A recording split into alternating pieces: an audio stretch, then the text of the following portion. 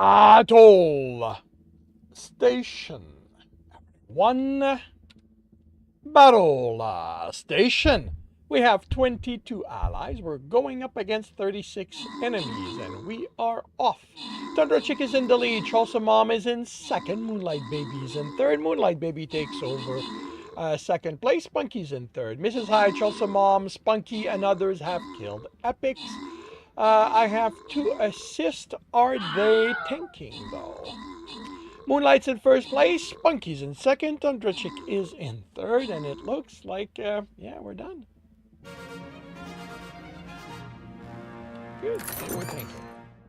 Moonlight Baby is in first place. 13 kill, 3 assists. Spunky is in second place. 11 kill. Tundra Chick is in third.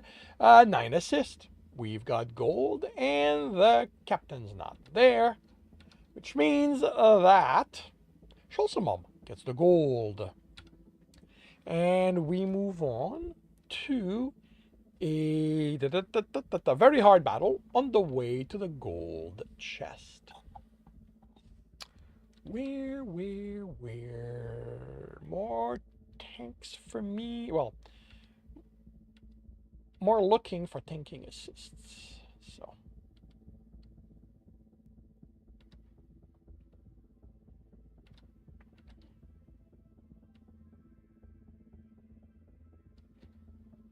Alrighty, it is past 8 a.m. Time to visit the shop where fairies get purchased. I am above 20k. I get a refresh. I am above 25. I get another refresh. And that is that. So, half an hour to see how this turns out. Let's bring this up. And I'm going to have to adjust it.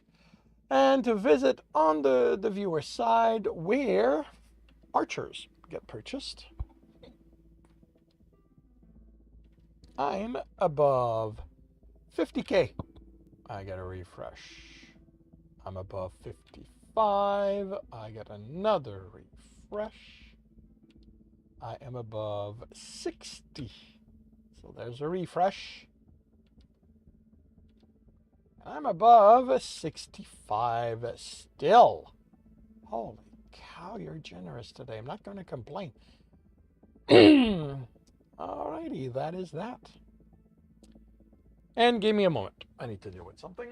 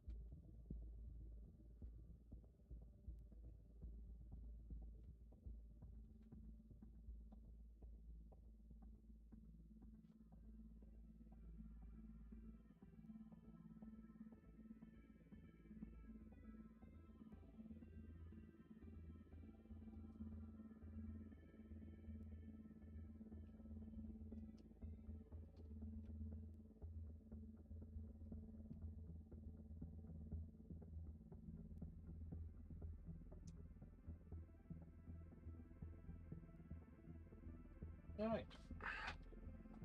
Good morning, everyone. Good morning. And welcome to Tuesday. Second day of the work week. For those of us under that schedule. And yes, Windows again reformatted stuff without, checking in with me. I hope the week is going well for all of you. I hope Monday was to your satisfaction. I hope you have the energy for the rest of it. Nothing to say about my quiet week. Oh, let's update that before I forget.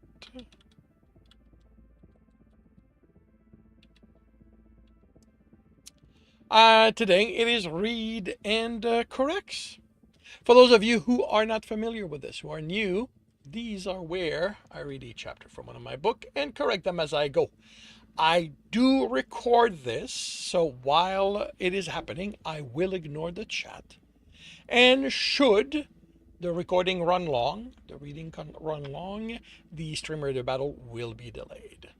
To keep that from happening as much as possible, I will start now by confirming the microphone is on, turning off desktop audio. I will confirm I'm on the correct screen. I said confirm I'm on the correct screen. Yes. And that, actually, let me check something here.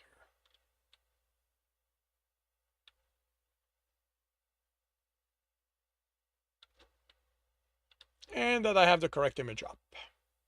I am starting the recording and I will see you all on the other side. Welcome back to another reading and correcting with me, Kindar, the Tiger Writes, and Ty, the Tiger Supervisor. These are where I read a chapter from one of my stories and correct it as I go. If you want to listen to these live, it's every Tuesday morning, 8 a.m. Eastern Time on Twitch and YouTube. And if you are looking to support me, that is on my Patreon. Today we are doing chapter 71 of The Captain's Heart. Jerry ran, stepping aside and around the people in the corridor. He'd left behind those who'd hurried out of engineering with him once the engineer released them, following the announcement the hunters had returned. His destination was the shuttle bay. He'd planned to be there for Gargaron when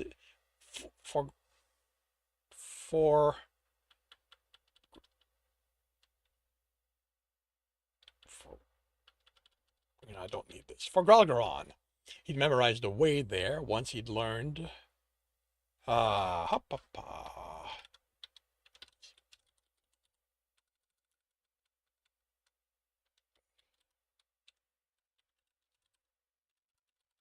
Would be going on the hunt. The access to it, the one that was closest from engineering, was closed and guarded. It made sense. They probably didn't want everyone going in there. This is a restricted area, the hunter said. I figured, but I'm here for Graal. I don't want him to be alone. The guys here tilted quizzically. Right, you don't understand me. He took out his tablet. Mers Davrit, you know Earther, right? The hunter called, and Jeremy looked at the other hunter walking in their direction. I do. He looked at Jeremy. You shouldn't be here, he said in English. I understand Kelsarian. I'm here for Graal. I'm sure your heart will be happy to see you, but you can't.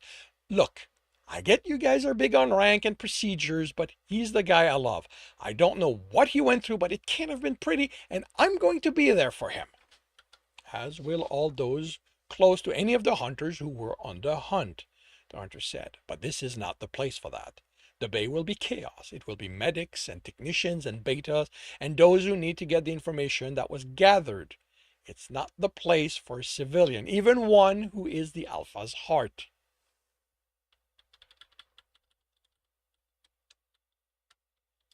You want to be in the welcoming bay. Jeremy's protest died. You have a bay to welcome those hunters back? Of course. Arthur's don't. Jeremy couldn't be sure, but he felt that if human military ships did, it would have been part of one of the few war comedies he'd watch at least once. But any reunion scene had taken place among the shuttles or fighter ships. It'd be played for laugh or more serious. Where is that? You mind holding the post while I take him? The hunter asked the other, who shook his head.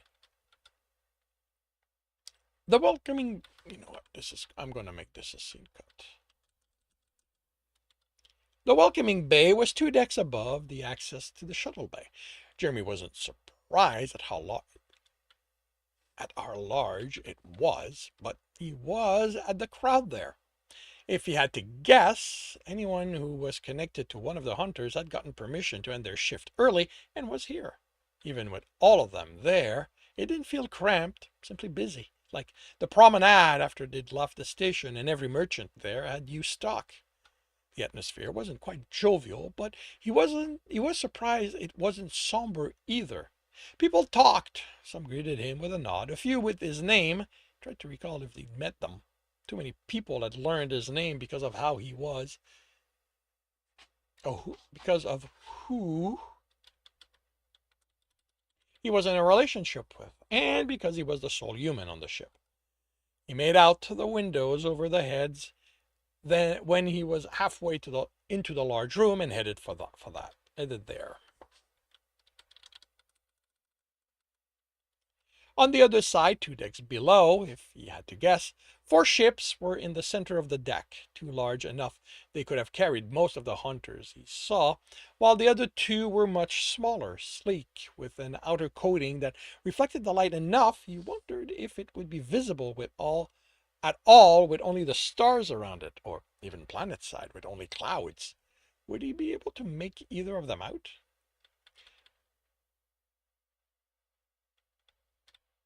You know what? I'm going to that planet side with only the clouds. Would you be able to make them out? Yeah, I think if it would be visible at all, surrounded by stars.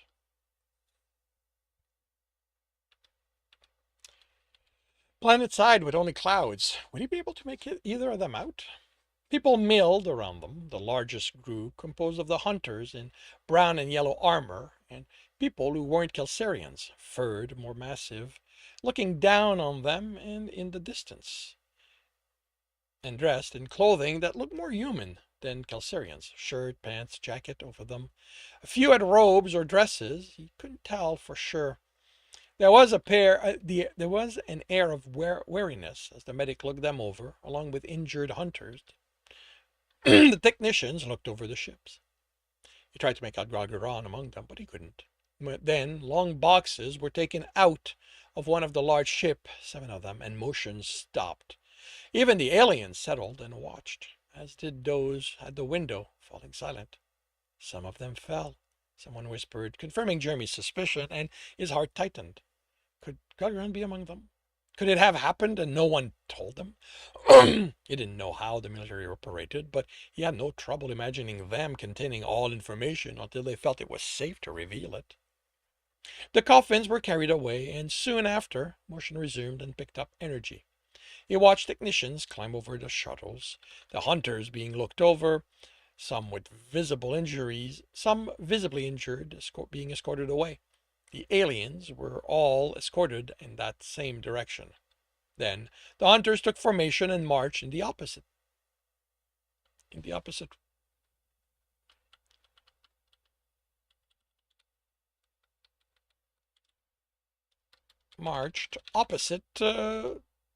of to where the injured had gone, with, Jeremy thought, Gargaron in the lead.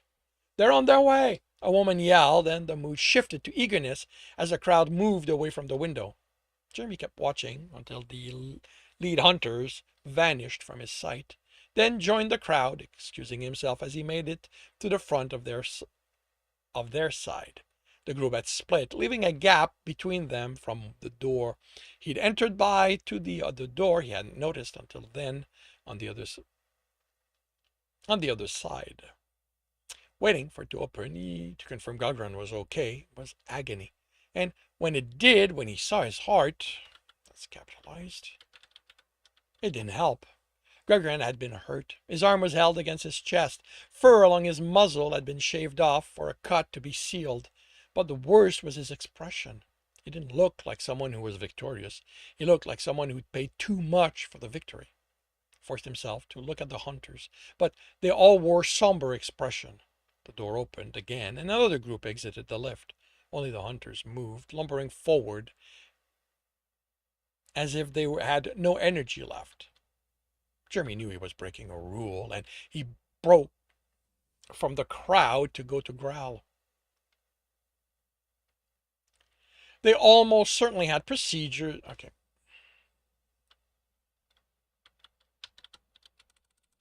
As he broke from the crowd to go to Growl, they almost certainly had procedures that reflected their rank and who could do what, but he didn't care. He wrapped his arms around his heart and tightened them. Gregorin almost tripped as he tried to take his next step. Jer, he said, sounding surprised, can you tell me what I'm doing wrong later? I'm just glad you're back. Arms enveloped him and silence reigned. Gregorin took a breath. We are home, he announced, still sounding tired. It is time to live again. And with that, voices rose around them, people calling out names, rejoicing.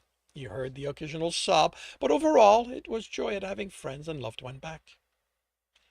Jeremy pressed against Gregorin, holding him.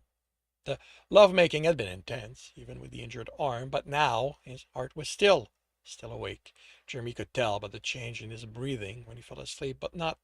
He wasn't sure what should be happening now. Or rather, he knew his expectations of being regaled with adventure stories came from too many action movie comedies. They didn't reflect real life. Still, this silence couldn't be good, could it? Was it so bad? He whispered. No. Gregorin answered after a few seconds, but didn't elaborate. Growl, please talk to me. His heart rolled onto his back, and Jeremy repositioned himself, arm over his chest.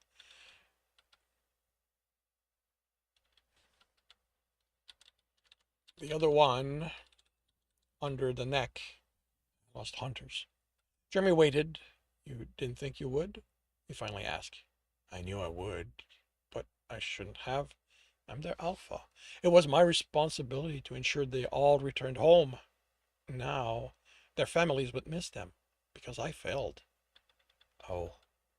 Jeremy was sure his heart was taking on more than he should. He couldn't believe that even with how important rank was for them, anyone held him responsible for the dead hunters. But he had no idea how to go about diminishing the guilt. So he held him tightly, and his heart cried. You are not setting foot in my engineering. The engineer snapped loud enough. Jeremy heard it from the other side, and he looked over his shoulder at who might have angered him that much. Thurek stood before the smaller man. You are going home to your family. I will not be the one to take away the comfort you need after the hunt. Turek's reply was too soft to be heard, but the resulting snort wasn't. You have one of the medic tell me that, and then I'll consider letting you work. Turek, look, you know what? Counselors.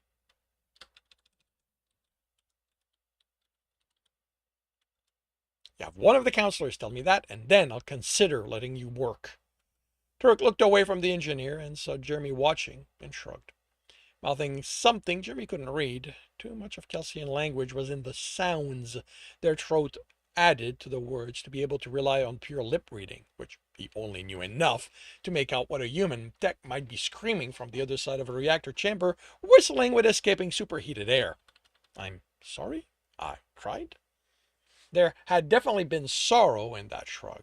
Jeremy was touched and hurt at the idea Thurek would cut short his time recuperating from the hunt to be there for him while they worked. It was nice his friend cared enough to want to do that, but did he not trust him to work unsupervised yet? Once the shift was over, he'd send him a message.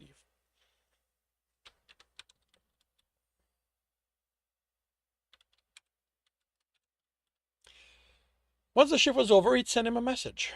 He focused on his board, quickly looking over the power distribution before adjusting it. If you want to go look after him, the engineer said, startling Jeremy, I will allow it. It's okay. I have work to do. And you feel your work is more important than your friend's state of mind? He has a mate who can see to him better than I ever could. If this is an attempt to impress me, he couldn't stop the snort, but managed not to comment. He'd given up trying to impress the guy, since all he cared about was how he did things. Thurek's an adult. If he needs me to comfort him, he knows how to send me a message and when my shift ends. Jeremy would do the work he was assigned to the best of his ability and take his pleasure in building things like the weight machine. In that case, there is a capacitor bank that needs to be repaired. The information appeared on his screen. Calculate when is the best time to power that section of the deck down, then make sure it is repaired. Jimmy wrote up the information on the part of the ship affected by the bank and was looking over the historical power use when the incongruity struck him. Wait! But the engineer was already at the reactor. Thought about calling out to him, but knew better. A technician didn't question the instruction he was given. He trusted the engineer knew what he was doing and carried those instructions out, even if he'd never been allowed to do those parts of the work by himself before. And that concludes chapter 71 of The Captain's Heart. If you are enjoying this, please leave a like. If you want to know when the next chapter will be up, subscribe and hit the bell.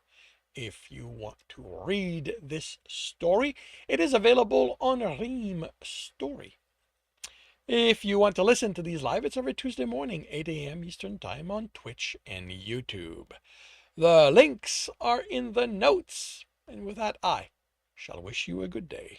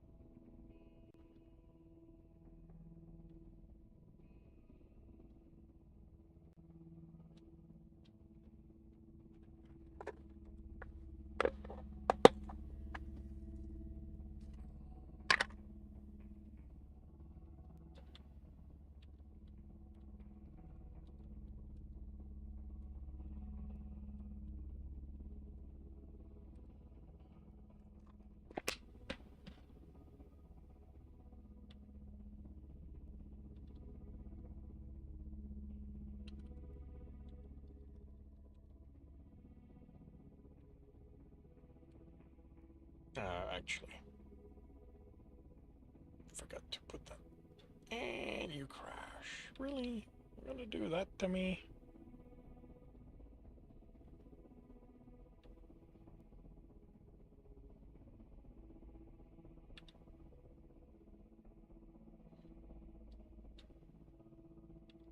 Let's try this again. PDF.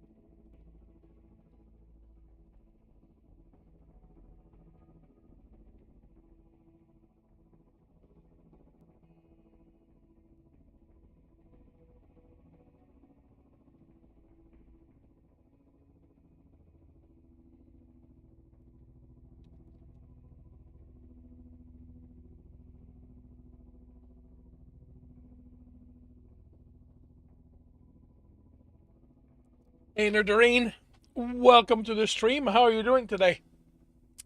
Sorry for the slight delay in noticing your arrival.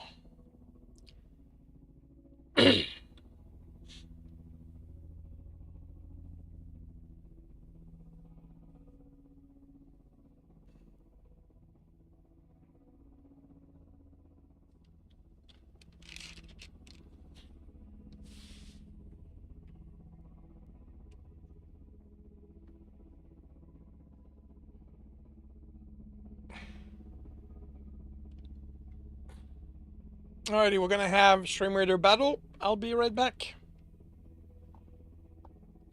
I am doing well, thank you very much.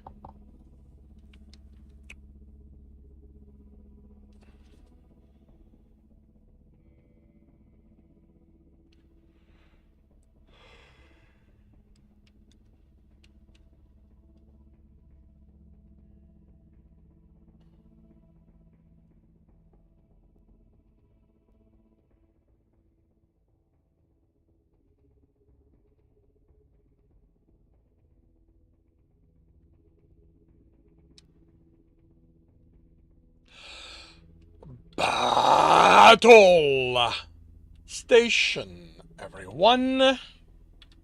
Battle station. We have 34 allies. We're going up against 35 enemies, and we are off with Mrs. Hyde in first place. Tundra Chick takes over first. Mrs. Hyde is in second. Zoe's in third. Neon takes over third. Holy cow, I've got 9 assists already. Maybe that will cover my needs. Tundra's in first, Mrs. Hyde is in second, Neon Hollow's in third, and we're done. We've won, and oh, I've killed an epic as well. Very cool.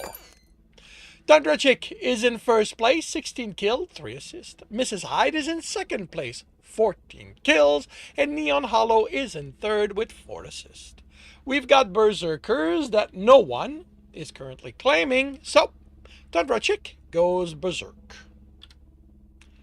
And we move on to a very hard battle before the gold chest. And I will need to clear quests before I do anything. Right, that is done. That is done. So I'm not bothering with the mages, so kill epics and range. These are melee, so I could actually get...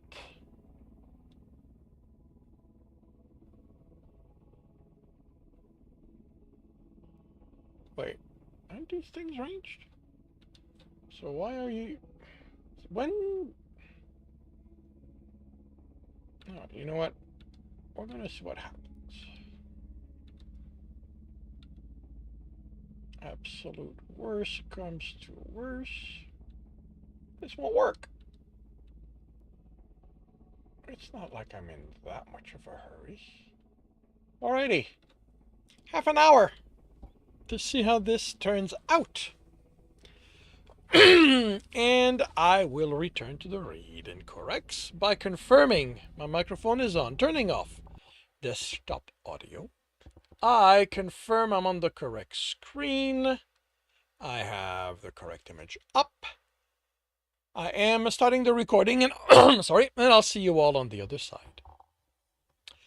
Welcome back to another reading and correcting with me, Kindar, the Tigerites, and Ty, the Tiger Supervisor. These are where I read a chapter from one of my stories and correct it as I go. If you want to listen to these live, it's every Tuesday morning, 8 a.m. Eastern Time on Twitch and YouTube. And if you are looking to support me, that is on my Patreon. Today we are doing chapter 72 of The Captain's Heart. Yeah, this is something I need to add when I do the second draft. Greg Ryan sat at the desk, the 7 names floating over it. Next to that was the top name with her file, the list of the hunts she'd been on, how she'd performed on all of them. Commendation, reprimands, notes from the betas she'd served under. The field under them was open, waiting for his entry, but he couldn't come up with the words. It was too early, he knew that. Only 2 days since he'd returned. It wasn't even his place to add to her file. He wasn't her beta. But to not acknowledge her part in the hunt, how she died, felt wrong. Only he couldn't find the word. Graal, Jeremy stood in the doorway. Maybe you should. Is your shift over already? He hadn't thought he'd been that lost trying to do this for so long. He sent me home early. That doesn't sound like Alex. Yeah, well, his exact words were, get the fuck home and see to your heart. If you even think of coming back before that's done, you can just stay home until I decide to transfer to another ship. I think he's serious, too. Gregoran nodded. That sounded like his friend. He should have answered his messages, but he didn't want his comfort. He didn't deserve comfort right now, not while he struggled to write how he'd failed his hunter. The hand on his arm surprised him. Come on. You guys are pretty dim about living, and I'm confident it doesn't look like you sitting there with a lost puppy expression on your face. He pulled, and Galgaran winced as the still tender flesh protested. Jer, I can't go out right now. I've got to... The empty field stared at him accusingly. I'm not asking you to go out, but if I'm going to be stuck here, I'm not doing that alone. Come on. We have a bed, and if you insist on not doing anything, that should not be capitalized. You're doing that while I get to snuggle you. He pulled again, and Gregoran moved instead of dealing with the pain. Then he was falling and rolling onto their bed, and he stared at the ceiling. An arm draped over his chest. It's going to be okay, Jeremy said. They're dead, Jer. The arm tightened, and Gregoran cried. Gregoran squared his shoulder as he approached the door and let out a breath. Entering the counseling department looking like he felt wouldn't lead to a productive meeting.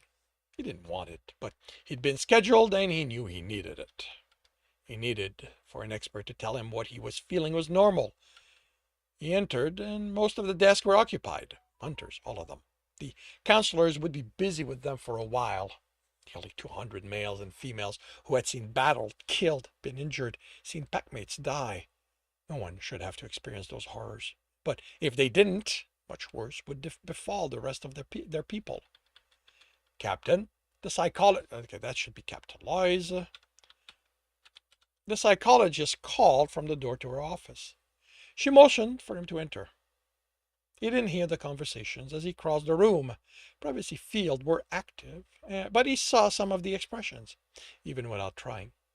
Not all looked like they were suffering. No hunter reacted the same to what they had to do, but most did. The gods' demand took their toll.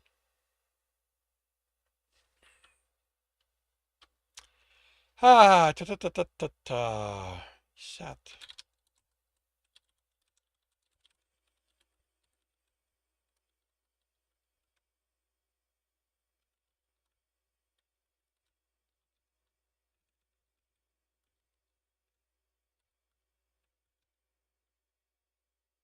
He sat, the green of the plants barely providing comfort, and she sat on the other side of the desk.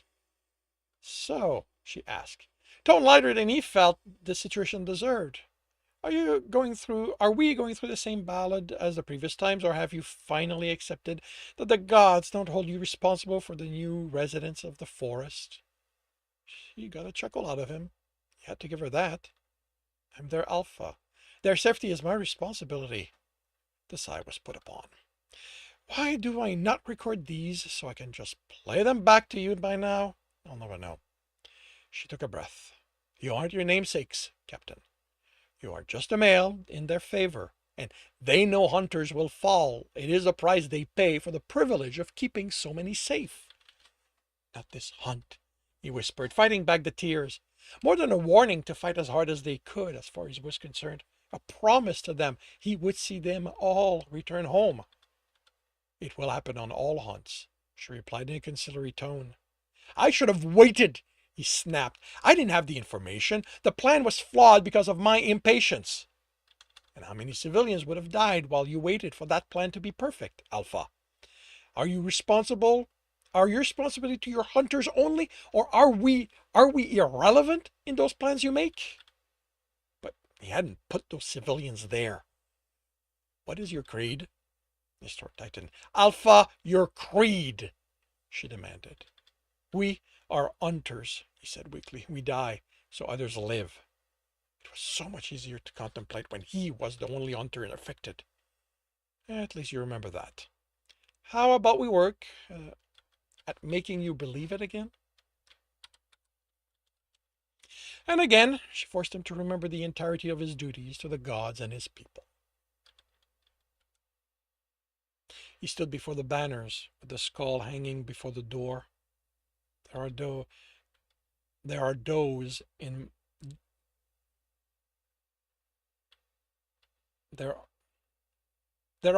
my domain, it warned. Tread with care, lest I notice your presence.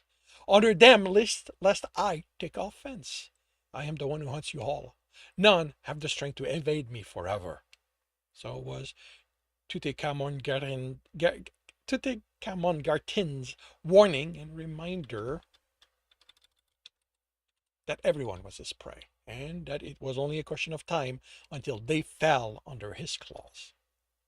You don't have to be here, he told his hearts. I'm not letting you do this alone. Thank you. He moved the banner aside and stepped forward. The door opened, revealing the large room. The forest welcomes all, he whispered. The forest welcomes all, Jeremy said, and it felt strange hearing that in a different language. The coffins waiting for them in the center, and they made their way through the banners. Jeremy looked at them intently as they passed. The coffins were plain, as befitted hunters. They marked the world by their actions, by those who lived because of their sacrifice, not by the wealth civilians like to show in what they'd be burned in.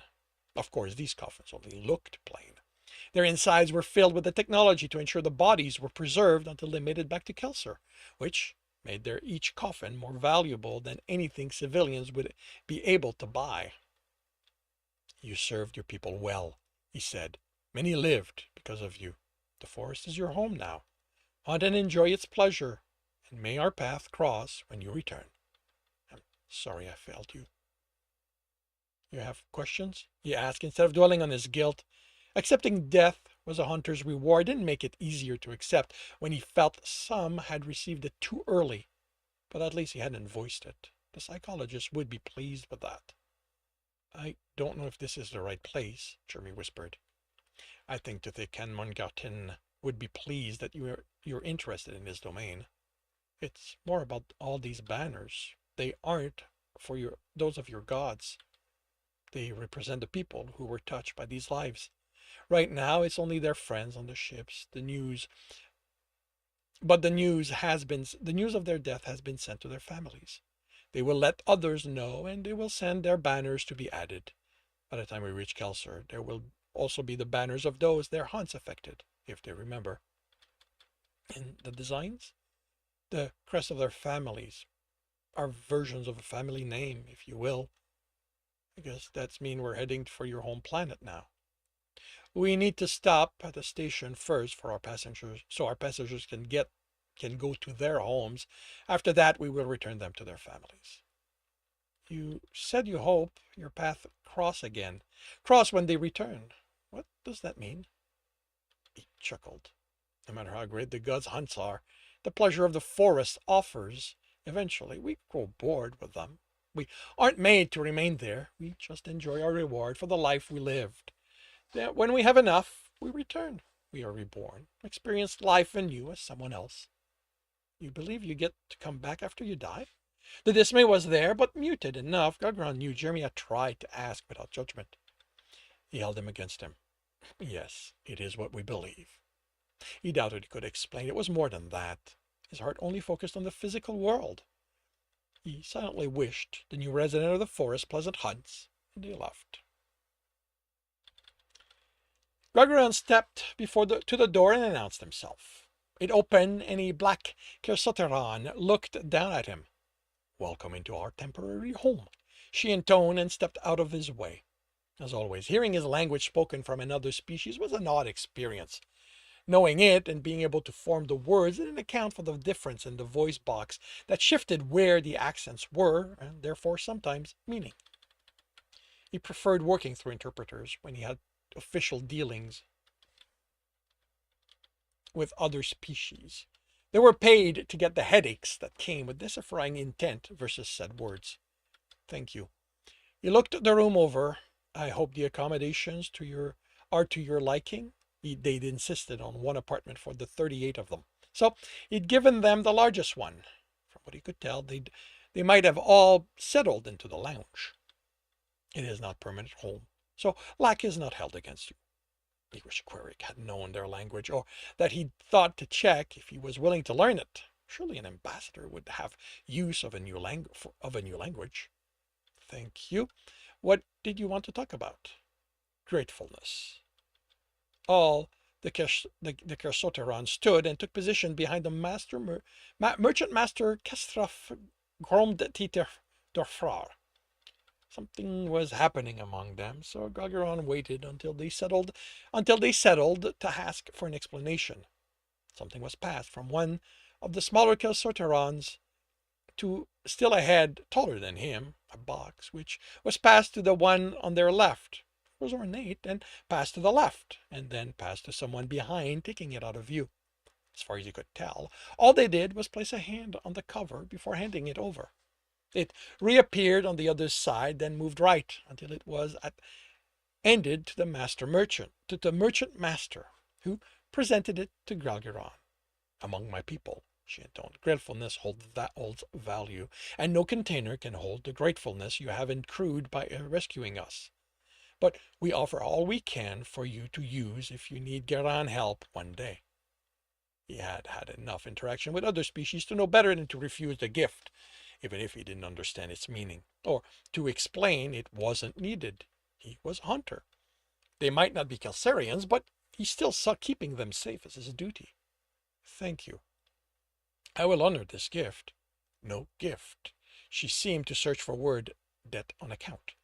If one day you need, come to me, and the help I render will diminish some of the debt. And then I will make sure to keep it close, so I'm ready to come to you. The smile was filled with teeth, and he used his duty as captain to excuse himself. A smiling Kersoteron was unnerving. He considered the box, then headed for Queric's apartment to get his opinion on what he should do with it. And that concludes chapter 72 of The Captain's Heart. If you are enjoying this, please leave a like. If you want to know when the next chapter will be up, subscribe and hit the bell. If you want to read this story, it is available on Ream Story. If you want to listen to these live, it's every Tuesday morning, 8 a.m. Eastern Time on Twitch and YouTube. Links are in the notes, and with that, I shall wish you a good day.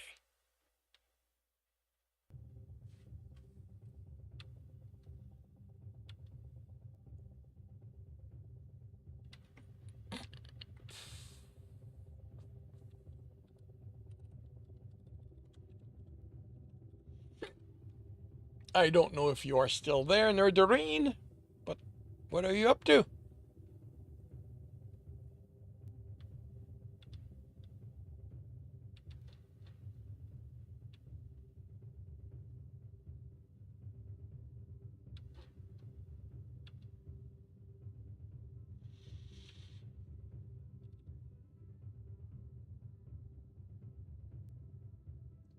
Setting up social media.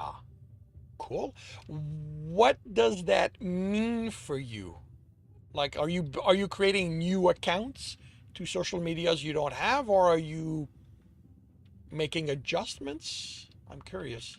I have social accounts, but I'm not a user. I'm definitely not a user of them. That was 15, correct? Yes. So I'm looking at 17.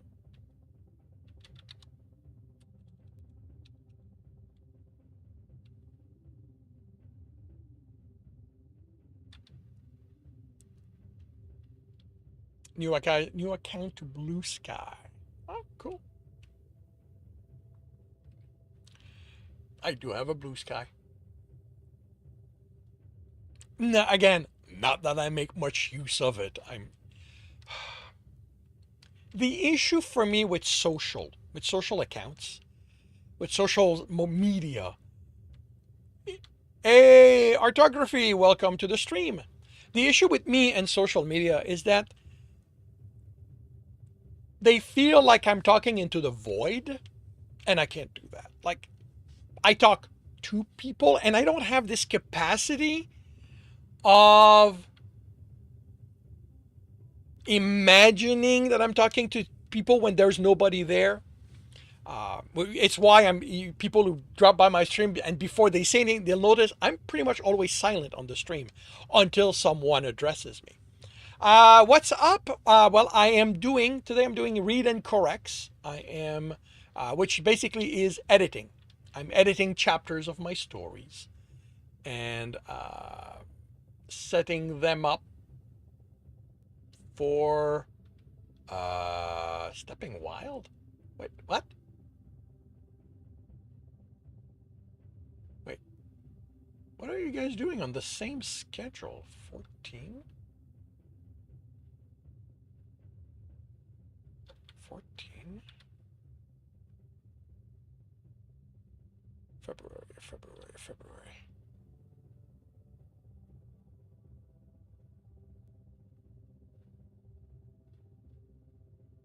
Oh, you're supposed to be on the 18th.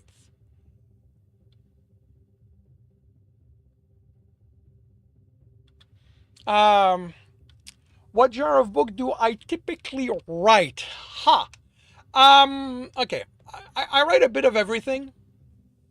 I am currently working on two primary novels. One is fantasy. Pretty much fairly standard fantasy.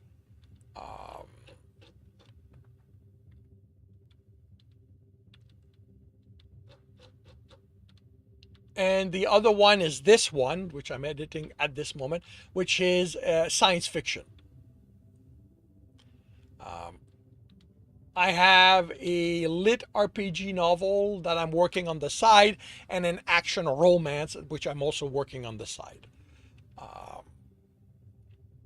I have written science fiction, I've written procedurals, I've written urban fantasy, porn, I've written action adventure. Actually, those are all published. Those are all series that I've published.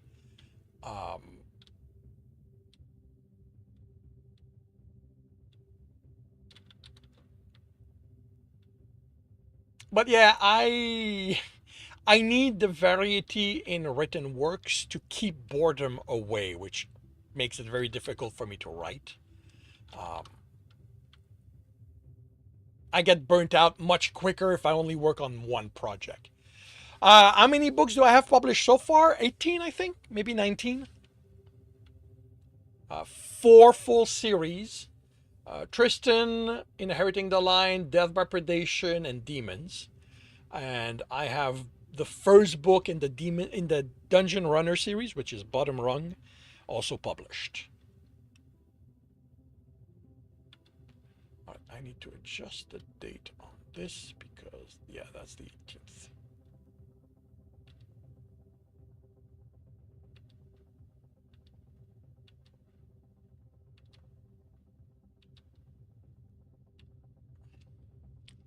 Thank you. Been doing this for quite a while. I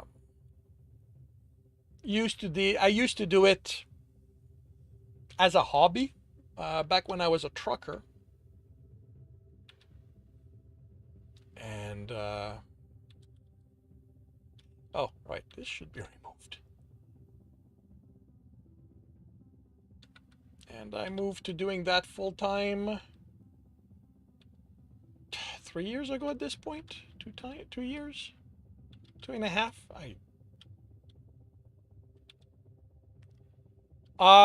This current book, that's The Captain's Heart. It's book 1 in the what is currently just called the Jeremy series.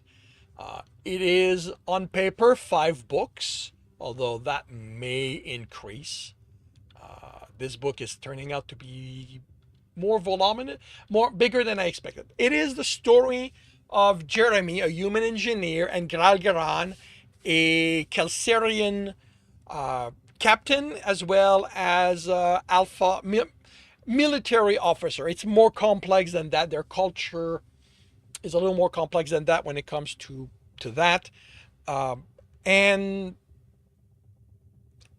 them falling in love with each other and the consequences that has across both species.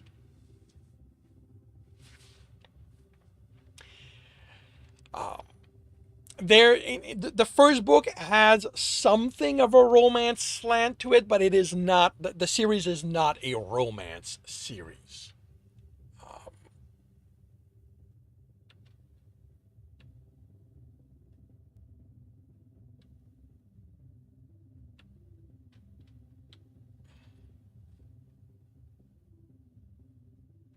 And yeah, the first book focuses on the building of their relationship, and some of the length that the human government will go to get Jeremy back.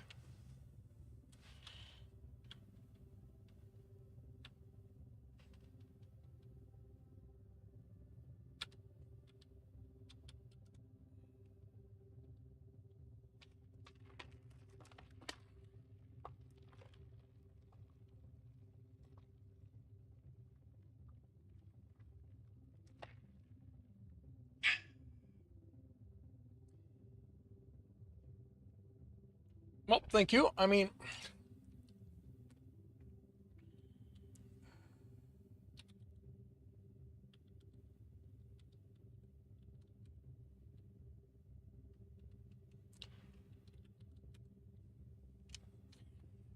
that is the link to my website. So you can definitely take a look there, see what I have. It includes links to the places where some of the books can be bought, or where, like in the case of the Captain's Heart, currently it is only available on Ream's Story or my Patreon.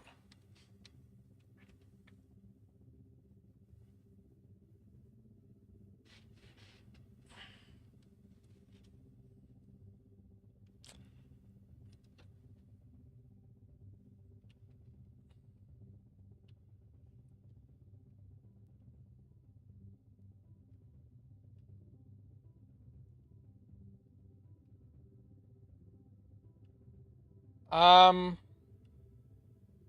yes, I do, but I have no money, so I won't. I will not look for artists to do cover until I have money to pay for that. I refuse to tease. I refuse to, give artists false hope that they could, do business with me anytime soon. And I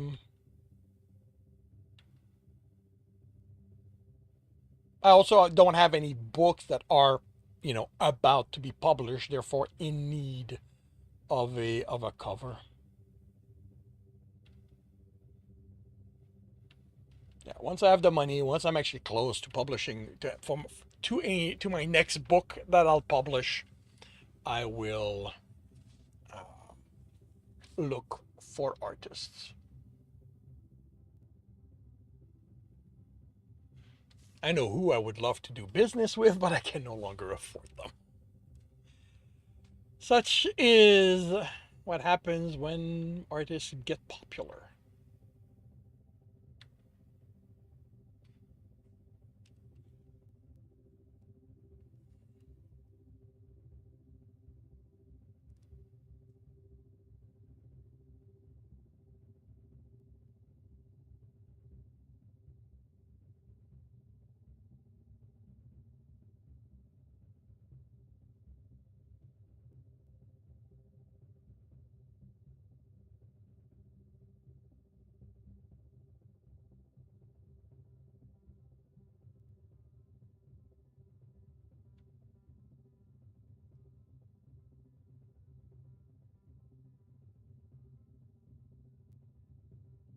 Well, put the link to your stuff in the chat. I'll take a look at it, but I've already established I have no money. So any expectations of me saying, yes, I will commission you is erroneous.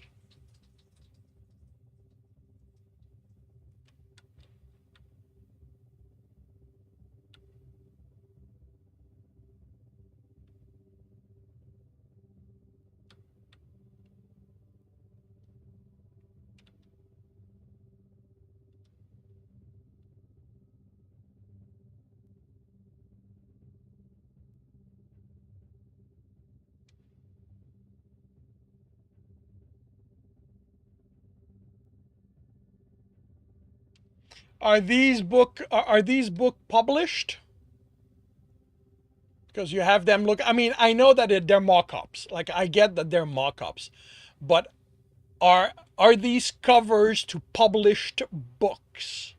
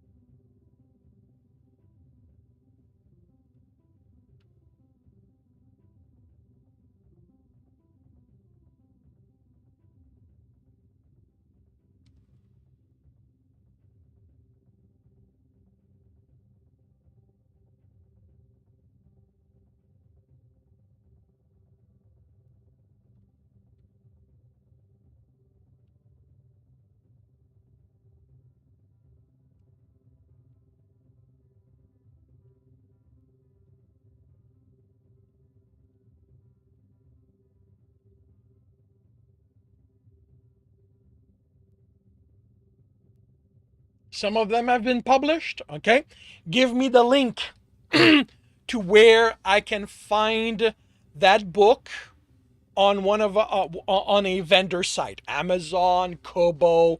I don't care which site it is.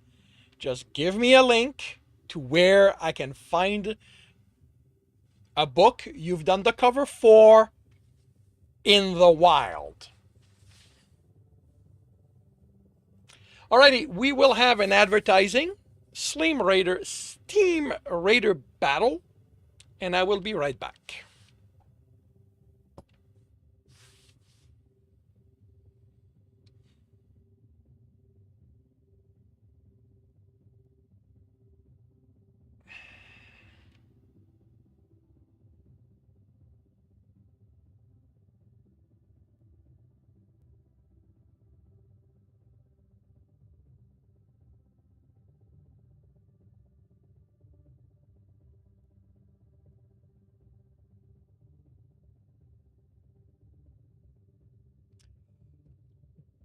Battle Station, everyone.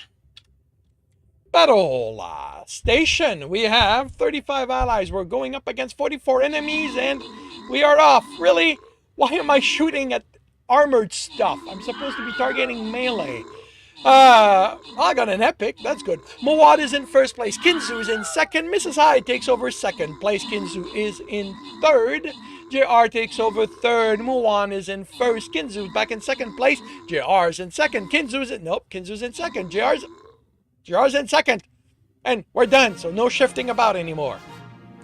And oh, cool, I got my range and my epic. Mawad is in first place, 8 kill, 11 assist.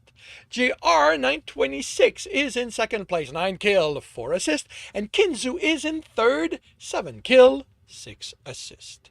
We've got gold and the captain's not there. We've got barbarians that no one is currently claiming. So, Mrs. Hyde gets gold, Crispy Prop gets the axe. And we move on to a gold chest. That should be calling the captain over. They should be smelling the gold available. And alrighty, I need to clear quests. 2 of them, I believe. right, that's done. Come on. There we go. That's done. All right, one more epic. I'm not dealing with the mages, so that's that. Okay. No epic there, so it's gonna be fairies. Man, it's been a while since I've put a fairy on the board.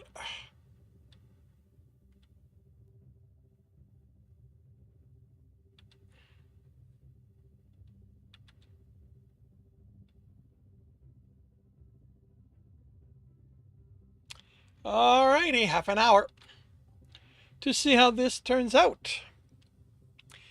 And I will start another read and comment. Sorry, read and correct. Read and comments on Thursdays. By confirming the microphone is on, turning off desktop audio. I confirm I'm on the correct screen. I have the correct image up. I'm starting the recording and I will see you all on the other side. Welcome back to another reading and correcting. With me, Kindar, the Tiger Writes, and Ty, the Tiger Supervisor. These are where I read a chapter from one of my stories and correct it as I go. If you want to listen to these live, it's every Tuesday morning, 8 a.m. Eastern Time on Twitch and YouTube. And if you are looking to support me, that is on my Patreon. Today, I am doing chapter 73 of The Captain's Heart. Jimmy called up the time on his tablet as the volume of the crowd ahead of him increased. The quartermaster's message indicated the hour for when he should be at the eatery in Kelso time, and fortunately, once at the station, local time didn't override ship time, just added a field with the extra clock. The Federation worked on a clock of 9 hours, each being 243 minutes. He had no idea how long a Federation minute was, but he'd been able to tell it wasn't the same as a Kelsarian one. He pulled his friend aside. Praetiros, tell the others I'm off to check something on my own. That's too loud for me. He looked concerned. Are you sure you don't want to watch the match? They have a hunter team from the Rogteter Claws taking on a group of Shimbarian. It's going to be ballad-worthy. The game of capture, the way Thurk and Praetiros had explained it to him, consisted in taking over the enemy's territory by defeating each of the guardians left there, while the rest of them went about capturing yours. It reminded him of the game of capture the flag he and his friends had played as kids, except for having multiple flags. It was popular among hunters and civilians, both as a sport to watch and participate in. I'm not much for that level of violence, even on screen. Are you going to be okay on your own?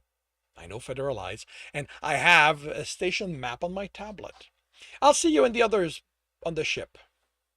He stepped away before his friend added anything. Well, the message hadn't included a come alone clause, but the location and time, the fact the quartermasters wanted to meet him off ship, felt like something he didn't want witnesses to. Or maybe something he shouldn't go to without a lot of them to ensure the men behaved. Still, he'd been surprisingly well behaved the few interactions they'd had since he'd given him the Scotch recipe, and Jeremy wanted to give him the benefit of the doubt.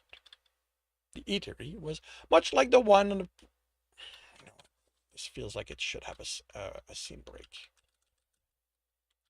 The eatery was much like the one on the previous station, a giant room with table and people of all species. This felt more varied from the other... Although this felt more varied from the other station. They were still within Kelsarian territory, at the border of theirs and the Reo Sefs. Okay, I think I'm going to have to fix that somewhere. I've mixed it up.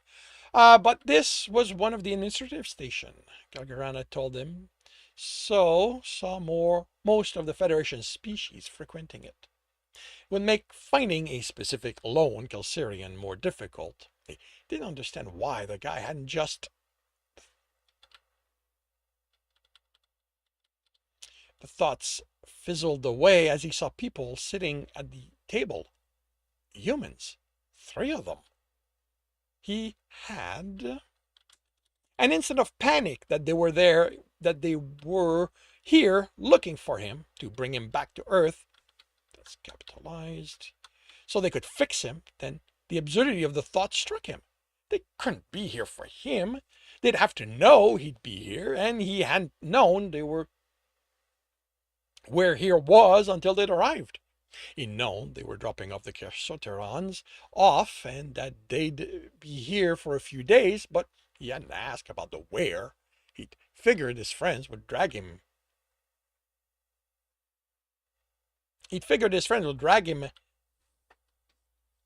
To it. Would drag him along. Anyway. Which begged the questions. Why were there humans sitting there, and should he approach them? He looked around for the quartermaster, then got it. They were why he wanted him here. Expats, both of them, he said. He hadn't thought he'd miss humans, but... Hi, he said when he was a couple of meters away. Sorry, I didn't mean to startle you. It's been a while since I've seen humans. One of the guys looked ready to bolt before he caught his breath. Who are you? The woman demanded, then shook herself. I'm sorry. I didn't mean to make that accusatory, but I really didn't expect to see anyone else from Earth here. I'm Technician Jeremy Bradshaw. He paused. Sorry, I've gotten used to how Kelsarian use rank and names. The other man chuckled. How about we stop apologizing? I'm George, that's Brandon, and Penelope. Penny, please. You have no idea how tiring it is to have my supervisor utterly refuse to call me anything but Penelope. They're Reosef, and things are one way and one way only with them. She motioned. Why don't you sit, Jeremy? Do you want coffee? They have coffee? He asked, surprised. Brandon grinned. You have no idea. Actually, this would be period and capitalized. I'll be right back. He looked through the menu as he headed for the serving counter. He had to look over it twice because English wasn't one of the language on it, and he had to vocalize the Federalese characters to find those that made out coffee since they didn't have a word for it.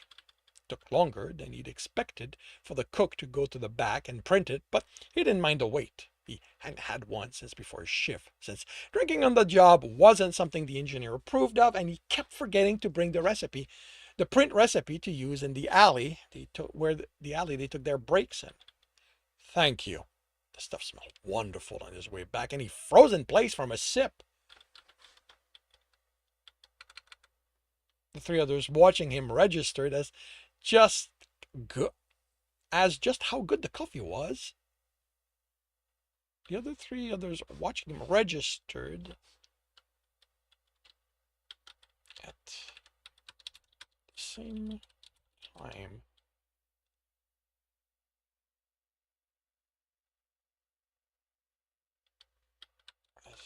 How good the coffee was. The taste was cleaner, was the only way he had to describe it. Richer. Without that haze the prince had. Every coffee he'd ever had.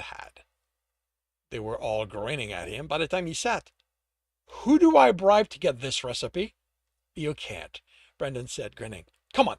No one in their right mind holds on to something this good.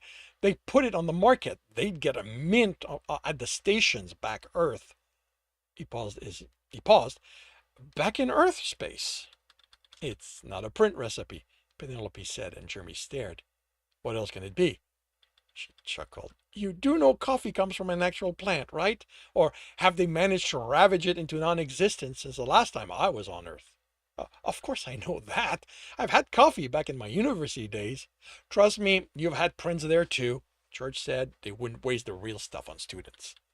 Jeremy tried to remember if he'd had coffee at his parents'. His dad was a drinker, but his mom didn't like it. He'd started at university to help stay awake while studying. How did they get real coffee all the way here? I thought Earth wasn't allowed to trade with the Federation until they joined. Where there's money to be made, someone will find a way, Brandon said.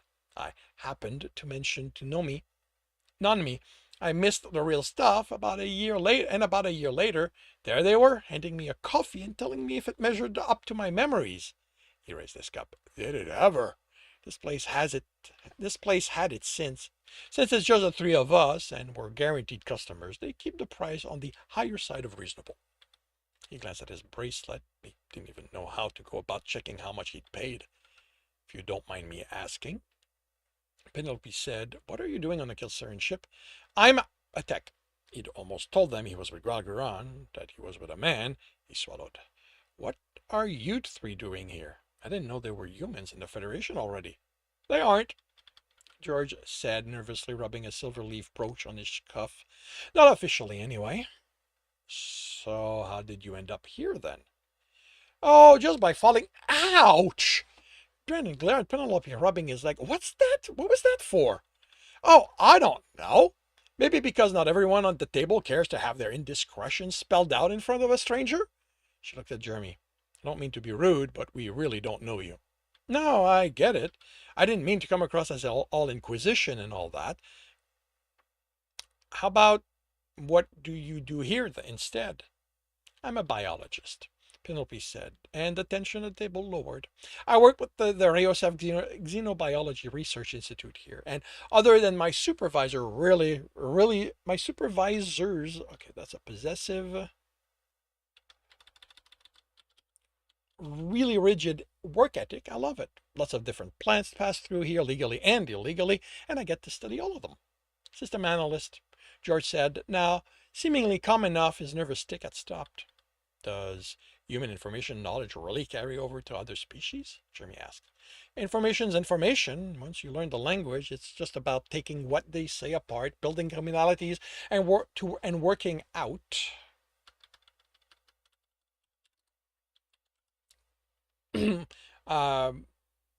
What they mean. It's mostly administrative stuff. My team leads a Garan I call Bruce because there's no way I'm managing her full name. She doesn't mind. Garan? I don't think I've heard that species before.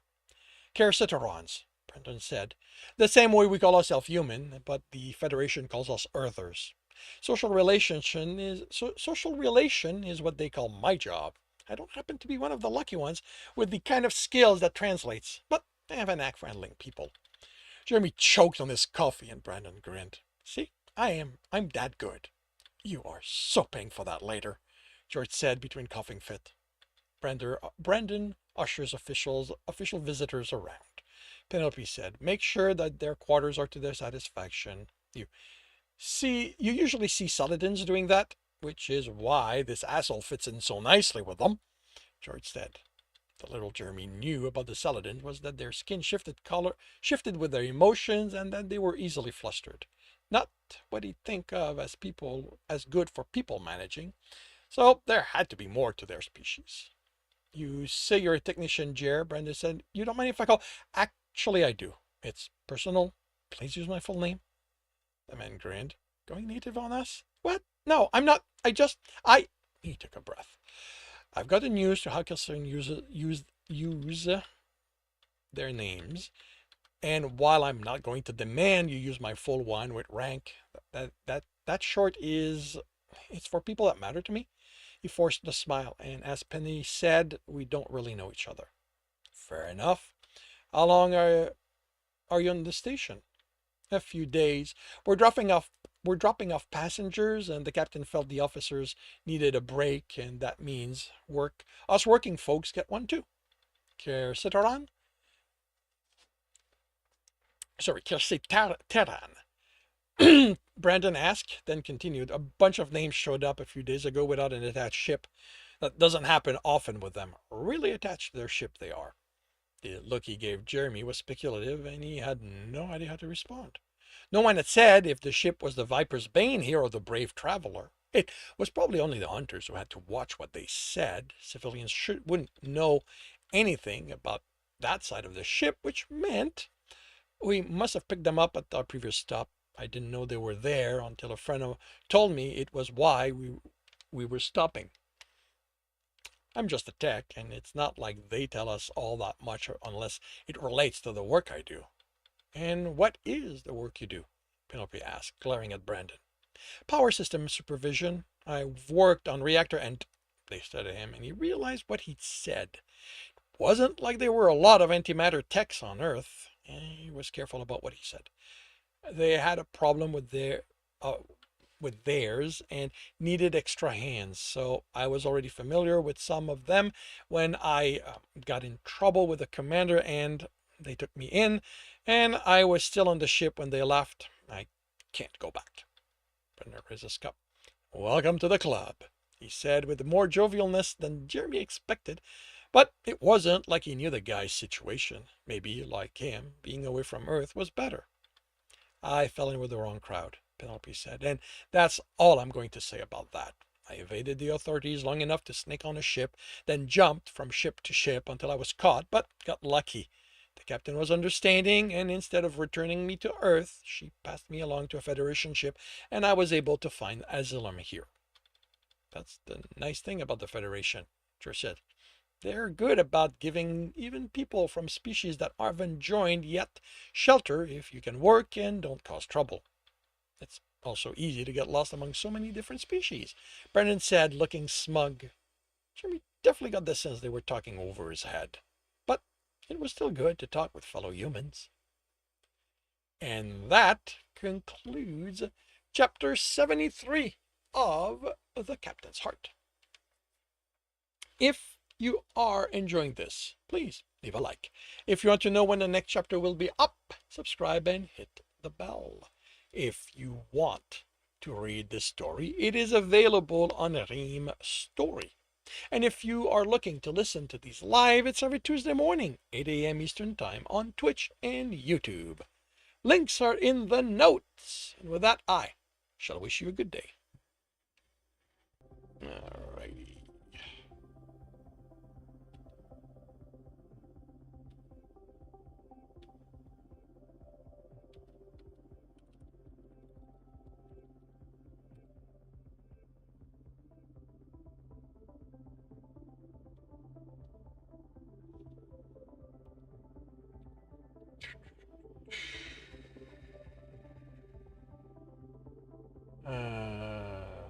This is 73, right?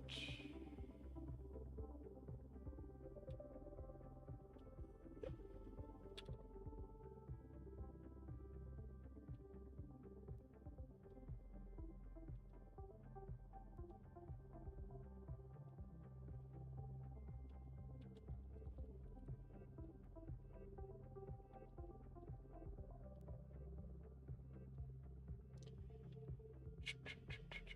18th, 20th.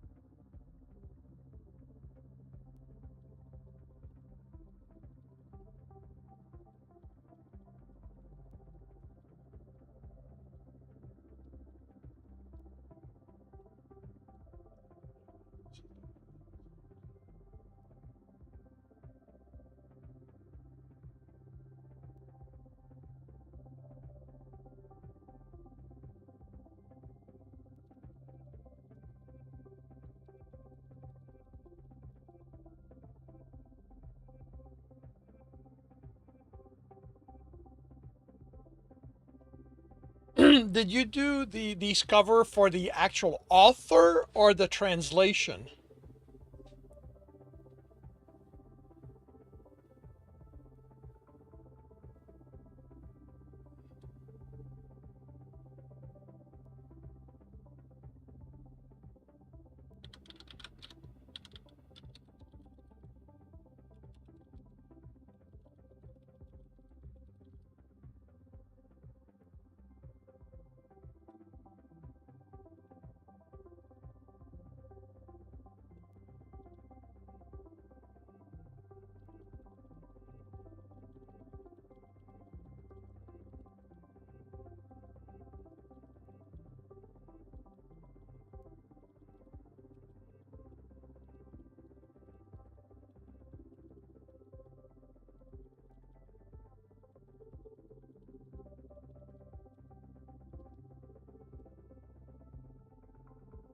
Yes, but who did you make the cover for? Were you contacted by the author or by the translator?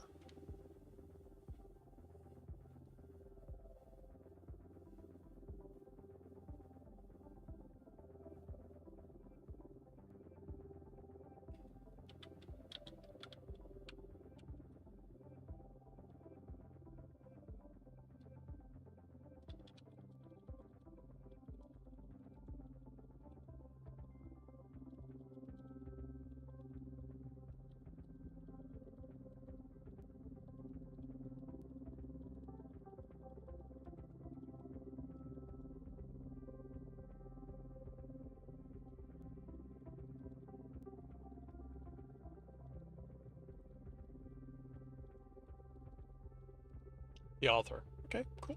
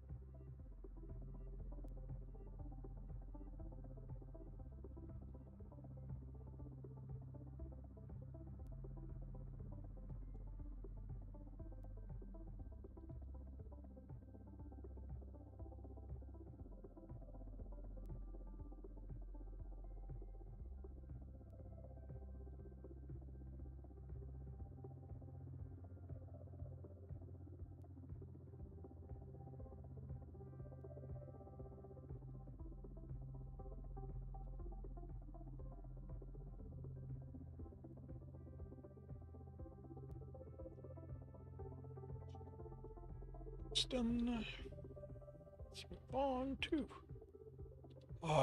stepping.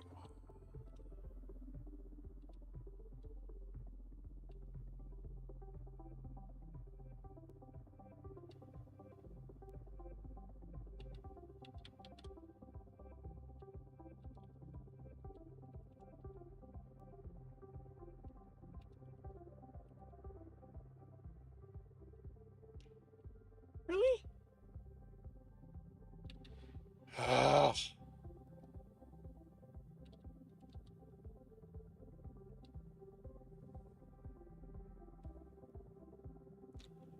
You aren't listening, are you, Artography? This is why I have trouble taking artists like you seriously.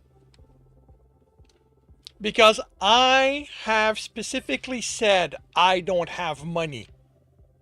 You say you're willing to do this without payment in advance, and honestly, that's not something I want to hear. I do not ask for art of any kind without providing payment.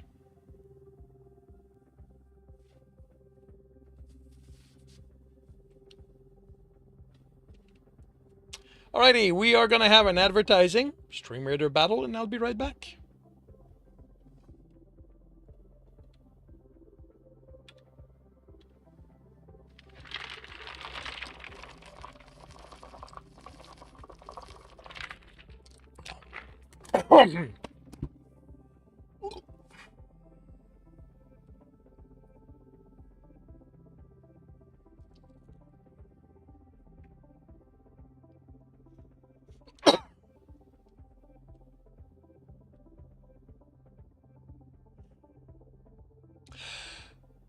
Battle Station, everyone. Battle Station. We have 57 allies. Wait, where's that guy come from? We are going up against 67 enemies, and we are off. Muad is in first place. Mrs. Hyde is in second. Spunky is in third, is in second. JR is in third because Spunky takes over first. Muad is in second. Kinzu is in third. Steve has killed the automaton. Like, why did I not see that epic before? I would have put Puppy on the board if I'd seen it. Spunky's in first. Muad is in second. JR is in third. And, let's see. Yeah, you're not going to survive. Yeah, looks like we're going to encounter battle.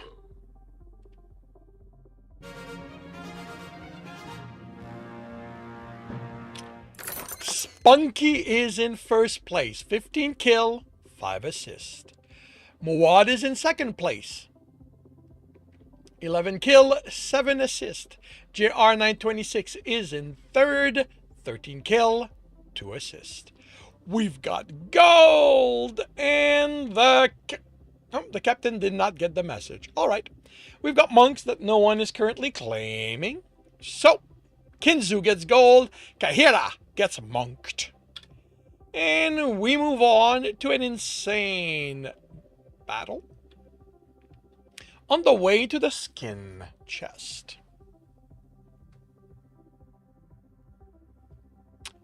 And let's see, are there epics in here that no epic. So, it's another fairy for me. Unless, what's the time frame on the made? 37 minutes. Okay.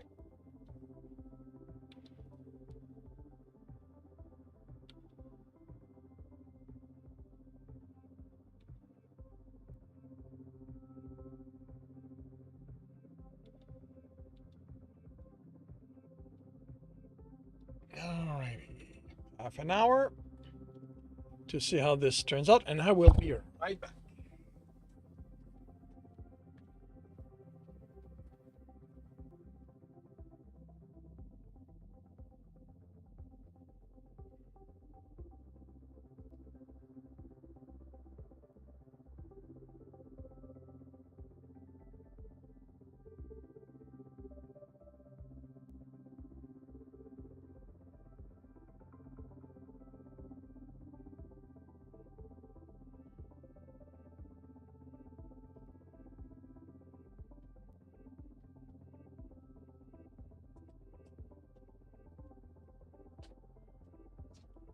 You want me to speak it again? All right. I appreciate the offer, but I will say no. I do not accept art for free. If I commission someone, I pay for it. Alrighty, so I will start another read and comment by confirming my microphone is on, turning off desktop audio. Confirming I'm on the correct page. I have the correct image up. I am starting the recording and I will see you all on the other side. Welcome back to another reading and correcting.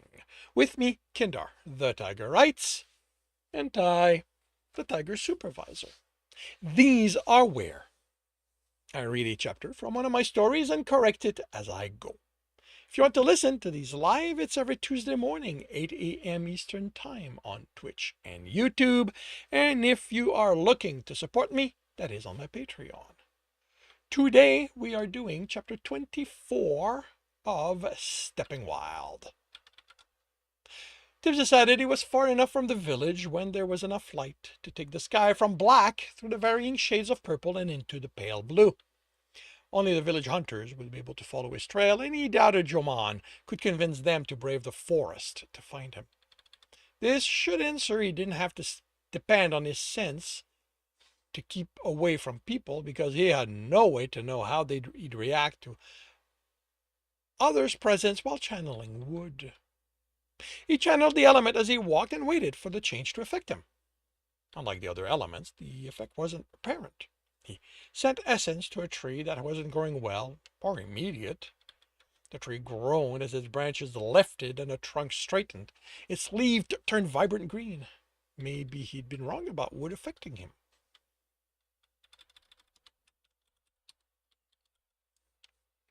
A bush's green essence was marred with the purple of corruption. Annoyed, he pulled that element out, letting it dissipate in the air, and traced where it came from. With a snarl, he ripped the life essence out of the minuscule creatures, gorging themselves on the roots. How dare they sap its essence and replace that with corruption?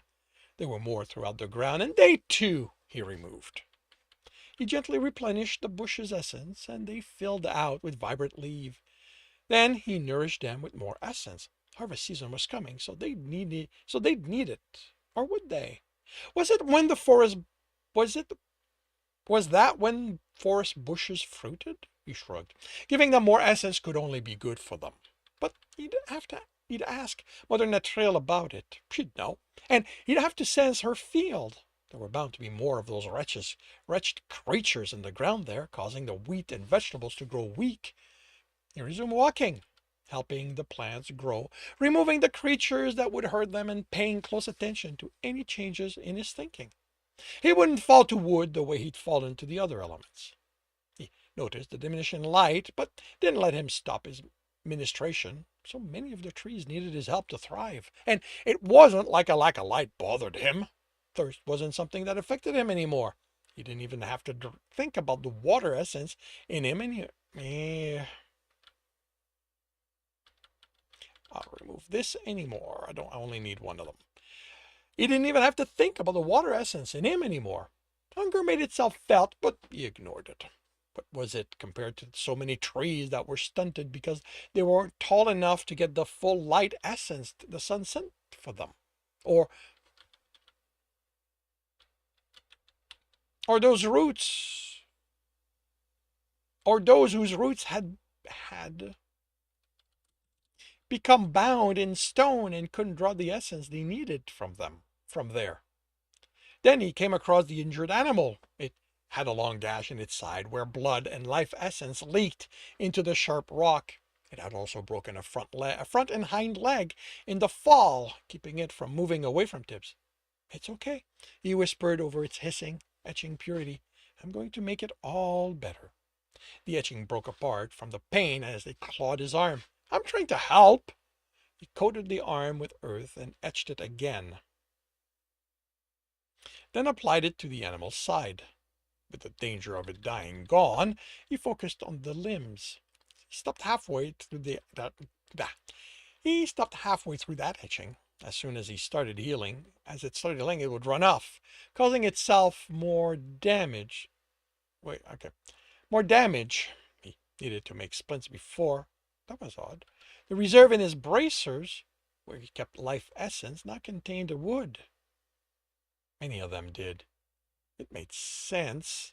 The elements were all around him to pull on. Wood was the only one he needed to keep a reserve of, the one element he never wanted to be out of.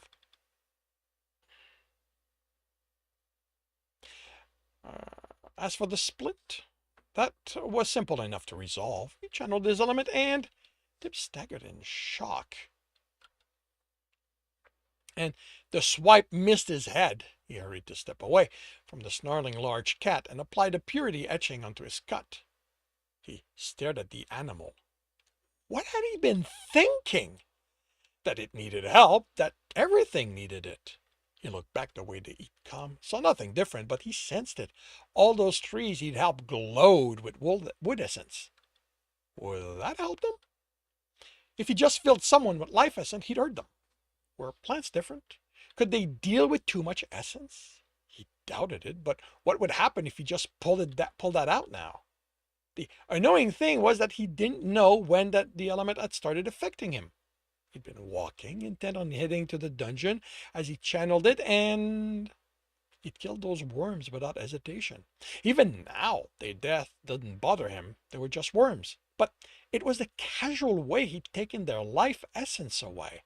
Absorbing it hadn't even entered his thoughts. And his bracers? They were needed because he needed to have access to multiple elements, and he'd replaced nearly all of them with wood without thinking. Figured the only reason he had the non-purity was that he kept, okay, I can adjust this here. He kept using it for small etchings here and there and on the plants to fix the damage. Okay, it's not the only. Figure the reason. I don't need the only here. Figure the reason.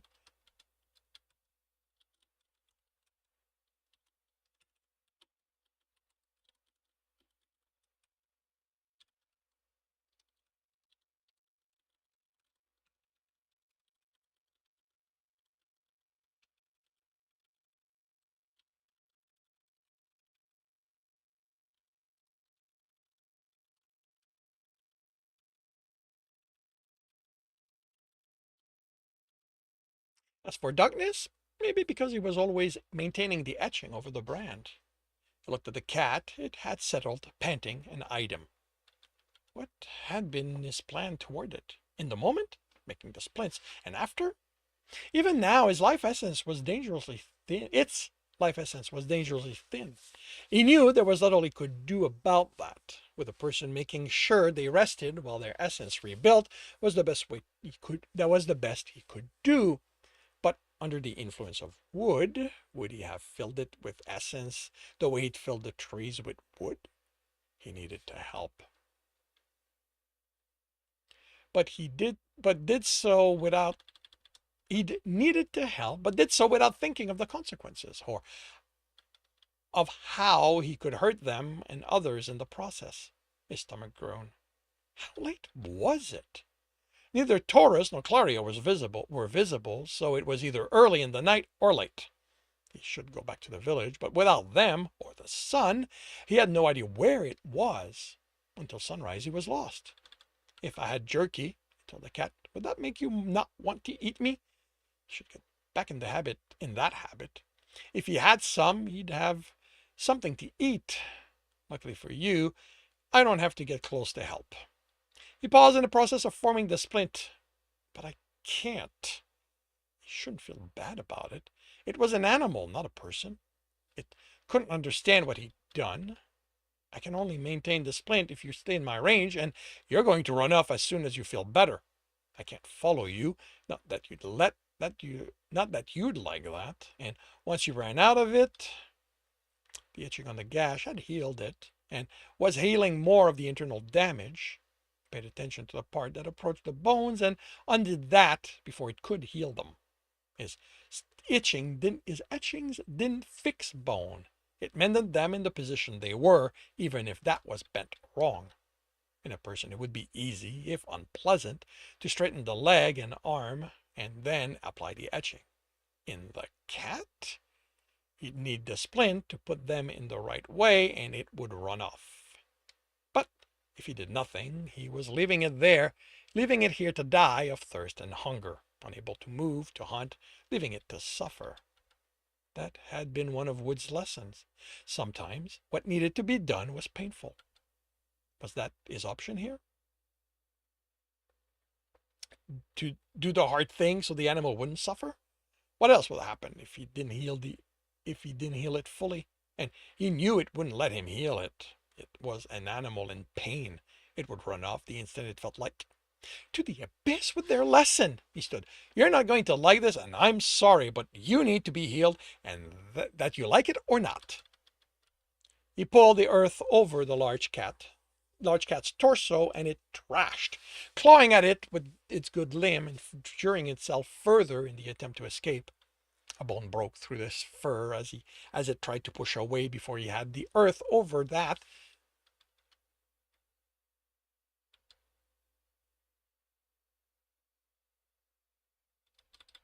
And it was hard enough to fully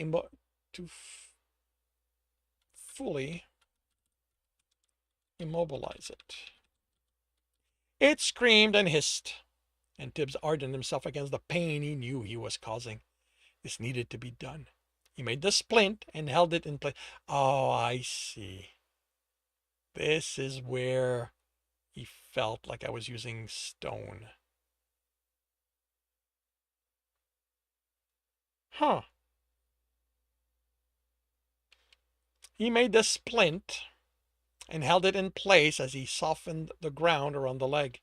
He used it to align the bones so the break in the flow of essence was as little as possible. It wasn't perfect. He wasn't good enough with his essence to fix that fully. So it would have to be enough. He applied the purity etching and moved on to the other limb, doing the same. The cat stopped struggling and screaming, its panting heavy.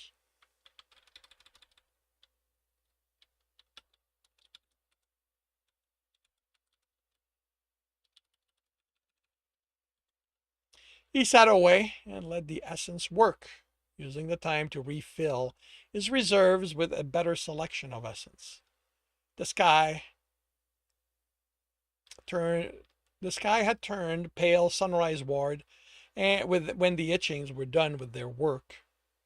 He quoted himself in case it decided to hold him accountable for the pain, then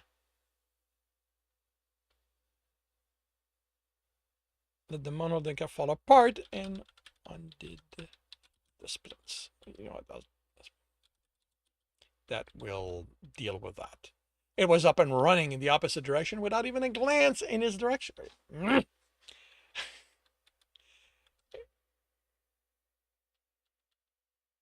You know what? It was off and running without even a glance in his direction. He sensed its essence until he lost it among the background essence of the forest and considered what to do next. His stomach made a decision for him. The sun was up, so he knew where he'd find food.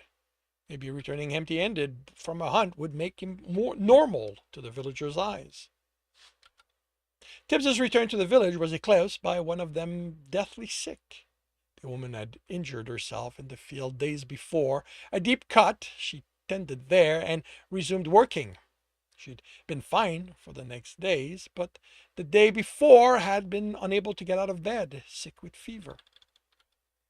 Tibbs visited her along with the others, hoping he could help, but knowing he wouldn't be able to.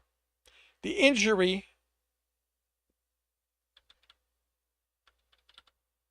had healed, but her essence had become poisoned in the process by an essence that wasn't corruption. That wasn't one he had, so he could do nothing for her. Applying a purity etching would repair the damage, but it would just stretch her suffering. He knew what the hard decision was. He could see it in the others' eyes. They knew it. He could see in the others' eyes. They knew it too. But he was no more able to offer an end to her suffering than they were. And that concludes chapter 24 of Stepping Wild. If you are enjoying this, please leave a like. If you want to know when the next chapter will be up, subscribe and hit the bell. If you want to read this story, it is up for free on Royal Road.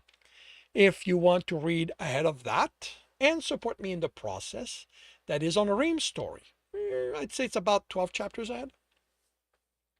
And if you want to listen to these live, it's every Tuesday morning, 8 a.m. Eastern Time on Twitch and YouTube. Links are in the notes, and with that, I shall wish you a good day.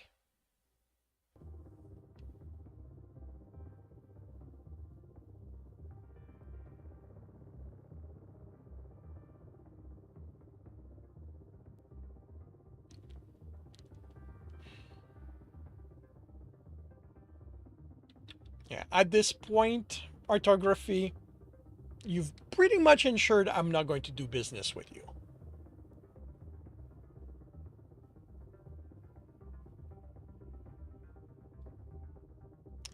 Da, da, da, da, da.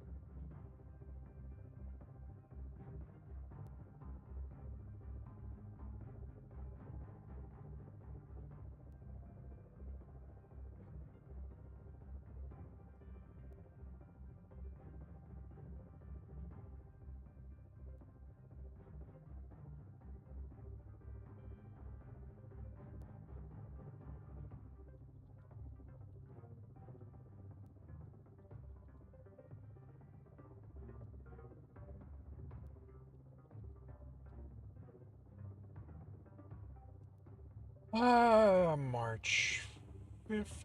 Is this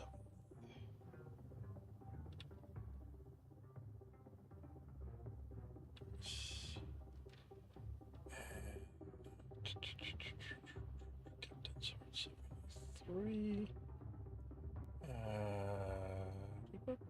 Creature of War. That's February. Actually, I'm going to have to compile it first.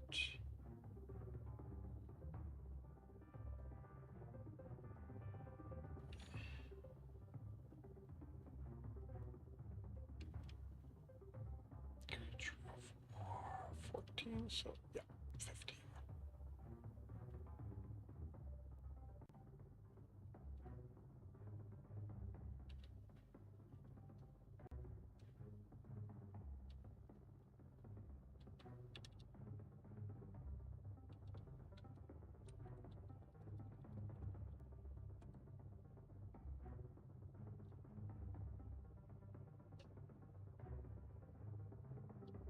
You know what? Let's...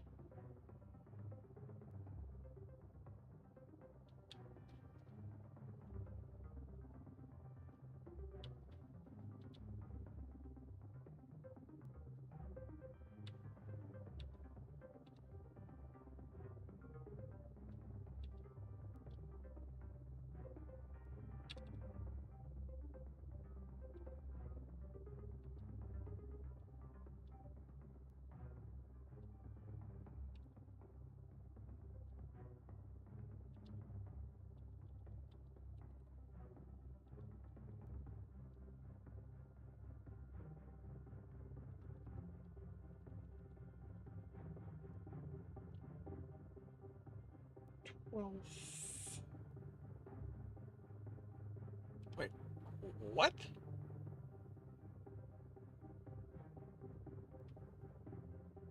12th? Since when does that get posted on Wednesdays? Oh, wait, no, that's Stepping Wild. Oh, there you are, February 9th. That makes more sense.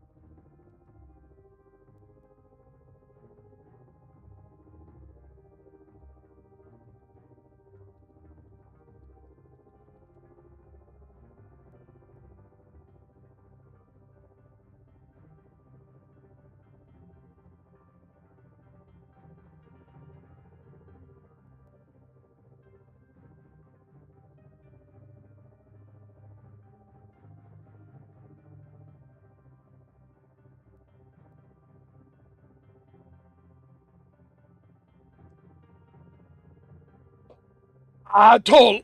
Sorry. Station, everyone. Battle station. We have 51 allies. We're going up against 79 enemies, and Muad is in first place. Mrs. Hyde is in second. Shadowseer takes over third. Let's see. Mrs. Hyde is in first. Muad is in second. Catacrack is now in third place. Spunky takes over third. Keister takes over third. Wow, that shifted a lot. Keister is in first. Mrs. Hyde is in second. Sergeant is in third. And with that, we're done. We've won. Keister is in first place. 2 kill, 25 assist. Mrs. Hyde is in second place. 9 kill, 18 assist. And Sergeant K Dog is in third. 17 kills. We've got gold, and the captain's still not there. So, Catacrack and Kinzu get gold. And we move on to an insane battle before the skin chest. And alright, so we have epics here. Oh wait, they're melee. So Puppy's not gonna do much. Alright, I think yeah, alright, we're gonna wait.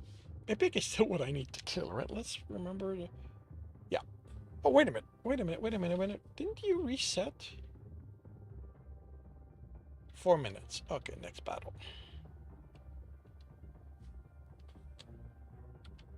Alright. Let's see if I can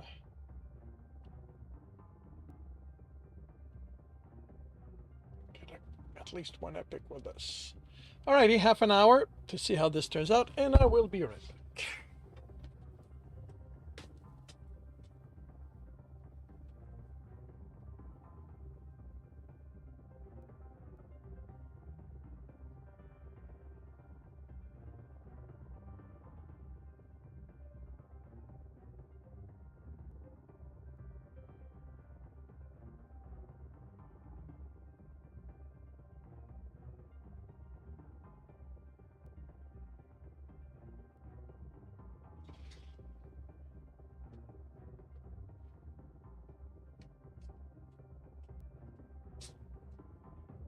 Yeah.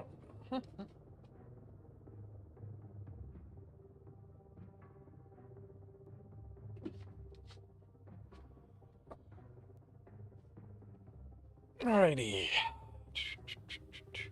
Gonna do the next one, confirming the microphone is on. Turning off desktop audio. Confirming I'm on the correct screen. I've got the current image up. Correct image up. Starting the recording, and I will see you all on the other side. Welcome back to another reading and correcting with me, Kindar, the Tiger Writes, and Ty, the Tiger Supervisor. These are where I read a chapter from one of my stories and correct it as I go. If you want to listen to these live, it's every Tuesday morning, 8 a.m. Eastern Time on Twitch and YouTube. And if you are looking to support me, that is on my Patreon. Today, we are doing chapter 25 of Stepping Wild. It was 4 days after his return that Tibbs managed to leave the village without Joanne trailing him. The first 2 days, he'd woken early to find the men already watching Mother Natural's house. He spent the next night up, practicing etching, and Joman came to the house with Taurus high in the sky. He spent that day using purity to keep the worst of his exhaustion at bay as he helped around the farm and slept early.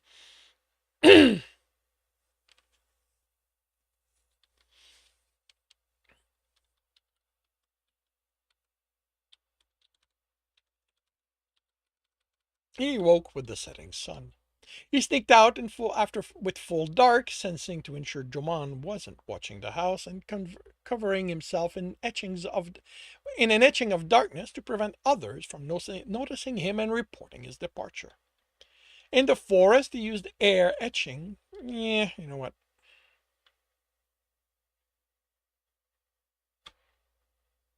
Do I need etching? He used air etchings because it's etching, and you know what? He used air for speed, leading to collision with trees, but turned that into training, speeding through an obstacle course.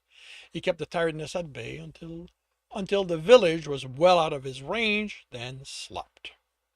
He woke with the sun lighting the trees, and it was near its zenith when Tibbs sensed Furman's wall in the distance. He paid attention as he approached, trying to sense a difference that would mark where the dungeon's influence started. Unlike Stowe, who had the gathering area encroaching into his influence, keeping him from making changes, there was nothing to prevent Furman from extending themselves as far as their influence reached. "Thought we'd gotten rid of you," Mirka said unhappily. The entrance was over 100 paces away. Still, the trees and branches forming an arc instead of a door he'd seen at all the previous dungeons. "How about you don't try to kill me this time?"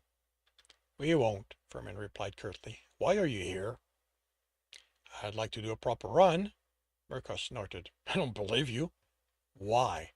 Furman asked. "Because I haven't had a dungeon to run in well over 20 years at this point. I've tried, but the guild controls them and have processes in place that kept me from doing it." "Why should we let you if they don't?" Mirka demanded. "What's the guild? You mentioned them before." "You don't know?" "Why should I know? Sounds like something you deal with, not us." "They control who goes into dungeons." "Well, those they know about. They're the people who set up everything about how the runs happen. The ranks, the classes, even how the audiences are done." "No, they didn't," Mirka said snidely. "I was taught those class names, so we came up with that." "How about the ranks?" "Never heard of those, so you're making them up as far as I'm concerned." "And who taught you?" "Oh, no, you don't. I'm not here to answer your questions. I'm Furman's helper, not yours." "Then one of them told the guild?" "People can't hear us," they replied with derision. "Which left the dungeons hearing the names from the runners and sharing them." "Why?" "Furman, does knowing what class a runner is help you with making a proper challenge?"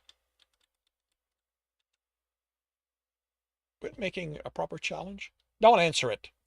"It helps, but only because it lets me include everything needed. So they'll all have to work at it. Without them, I'd miss something, and one runner, like you call them, would slip by too easily." "But you don't need names for that, do you? All Mirka needs to tell you is that there will be people who are strong and fight in the front. Some are smart and throw essence, sneaky ones, those who use range weapons, and those who heal them." I suppose Mirka could have left it at that. "Then why bother with the classes?" "Because that's how it's done," Mirka snapped. "Unlike you, I do what I'm told." He kept his opinion to himself. It wasn't like he knew any more than they did. It was simply that it made more sense for the dungeons or whoever taught the helpers to have heard them from runners. But it didn't explain why they'd bother teaching that to the helpers. The only reason for it would be to talk about it with people, and Tibbs was the only one who could talk with dungeons. About that run, the only thing he'd get trying to tease that puzzle apart was a headache. "No," Mirka stated. "Why not? Don't you want a chance to eat me?" he teased. "Like that's going to happen with all the elements you have." "This is the first floor," Tibbs replied. "Omega runners wouldn't have an element, so like the previous time, all I'll use them for is to make tools." "No," Firma said.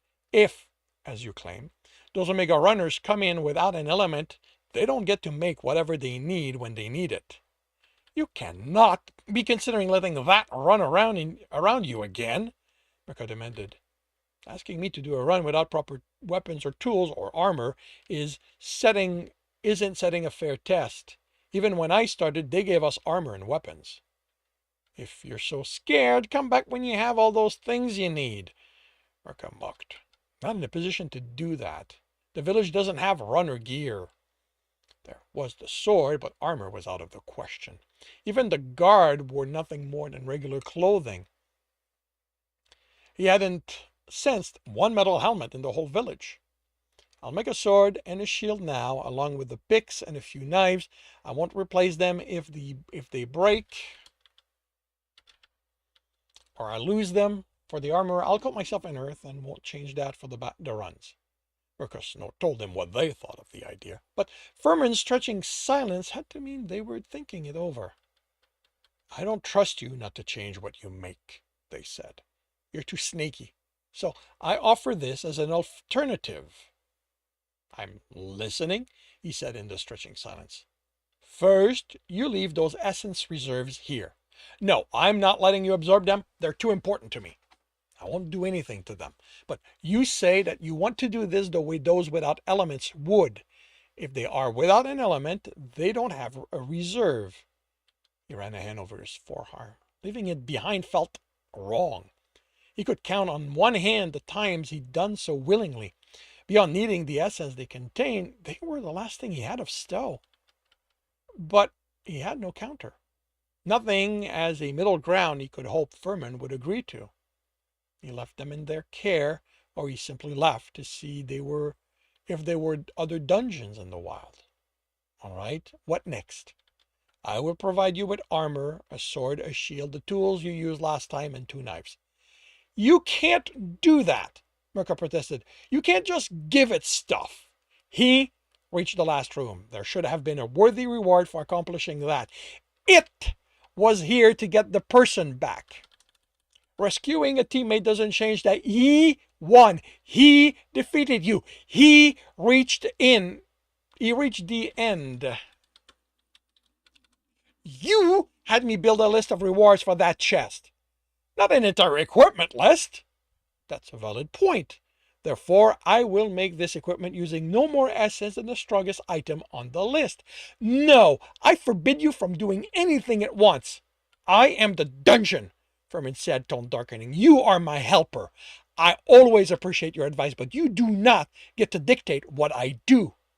Oh, really? In that case, if I speak on your behalf when they come to punish you. Doubt something this minor will attract anyone's attention, they replied dismissively. When Mirka didn't respond, Tip spoke up. I need the sword and pick to be properly made. Don't think you get to tell me how this will go, the dungeon replied. I'll forgo the shield and knives if that's what it takes, he continued. I'm not telling you how this needs to go, but if I was equipping myself for the run, those are the choices I'd make. Sword, pick, then armor. The rest I can afford with the best I can afford with the money I'd have accumulated, which is represented by how much essence you'll use to make them. It was possible Furman didn't know what money was, but the woodlings hadn't dropped coins after all. All right, I accept this compromise. There was a pause. You agreed to remove the reserves. Unlacing them proved harder than he expected. He fumbled the cords a few times in his hesitation, and taking them off felt like exposing himself. Leaves in a thicket parted to reveal a shelf. He sensed as the leaf closed over them and sighed in relief when they remained there. You are pulling essence from one of reserve, Furman said, puzzled. He ran a finger over the back of his left arm. Would he convince them this had nothing to do with helping him? Would it matter? Mirka certainly wouldn't agree to it. How safe was it to expose the brand? As far as he understood how it worked, it didn't send out essence, just left some behind for adventurers with the right items or etching to track them. It had been years since the etching had failed and left clues as to where he'd been. Longer since he'd even come across an adventurer that looked at him like they thought he might be someone they knew. And if one of them came here and found this trail, they'd be more interested in the dungeon than the fact someone they wanted had passed through. He let the etching unravel. That is interesting, Furman said thoughtfully. What is that? Mirka asked, awed. He wondered what they sensed about it. It was too complex for him to make out anything. The price of trying to do the right thing. He rubbed the brand. I can't remove it, but it won't do anything during the run. Can I start? Reach the first room as you are, and your equipment will be waiting. I can't not sense the layout, Tibbs said. He didn't want either of them to call him out on that and claim he cheated. So you know where the room is, Furman replied, not sounding concerned. You still have to reach it. There can't be a locked door. Without picks, that would be an impossible challenge. Unless the key was hidden along the way, but why give the dungeon ideas? There will not be a locked door. I promise. Tibbs kept from glaring up. By the sound of it, they already had ideas that would of their own. But he wanted to do the run, so this was what he had to deal with. If Furman cheated, Tibbs would remind him of their promise while using essence to remove whatever obstacle he'd put in his way. He'd sensed the changes being made while they worked out how the runs would go, but had been more interested in that than what he'd have to deal with once inside. He stepped through the archway and stopped. The floor was now tiled, 12 of them across, and too many to count along the distance. He sensed trigger on each of them. Making it impossible for me to reach the room isn't how this is supposed to go. There is a way through, the dungeon replied. He studied the corridor. Trees and thicket made up the walls, the trees extending, their branch filling the space above the thickets and making out the canopy that was the ceiling, easily a dozen times his height. He could jump to the closest trunk, then climb and use the branches to move to the next trunk, possibly jump from one trunk to the other. The problem was that he couldn't tell how solid the branch would be. Everything had the same kind of weave, but he knew that didn't mean everything would be the same. Stowe had made stone walls and wooden doors out of the same weaves, and they each felt like what they looked like. If a branch broke and fell, or if one of the trunk had spikes in the bark, it'd land on those triggers, and who knew what would happen? You know, everyone on the team needs to be able to pass the trap, right? I don't see anyone on your team, they replied, but if they were, they too would be able to make it across, which confirmed the wall wasn't how to beat this. Could still use it if he was willing to risk hidden traps there, and if he wanted to do this right, he had to do it with the whole team in mind. He was a runner right now, not Tibbs the thief. The tiles were slightly larger than his foot, looking like packed dirt with patches of moss, the thickness of his thumb. The essence in them was earth for the dirt, wood for the moss. Furman wanted him to know the tile itself wasn't a trap. It was the trigger under it. The mechanical trigger that would most likely react to the tile being pressed down. It would send essence out to trigger the dangerous part of the trap.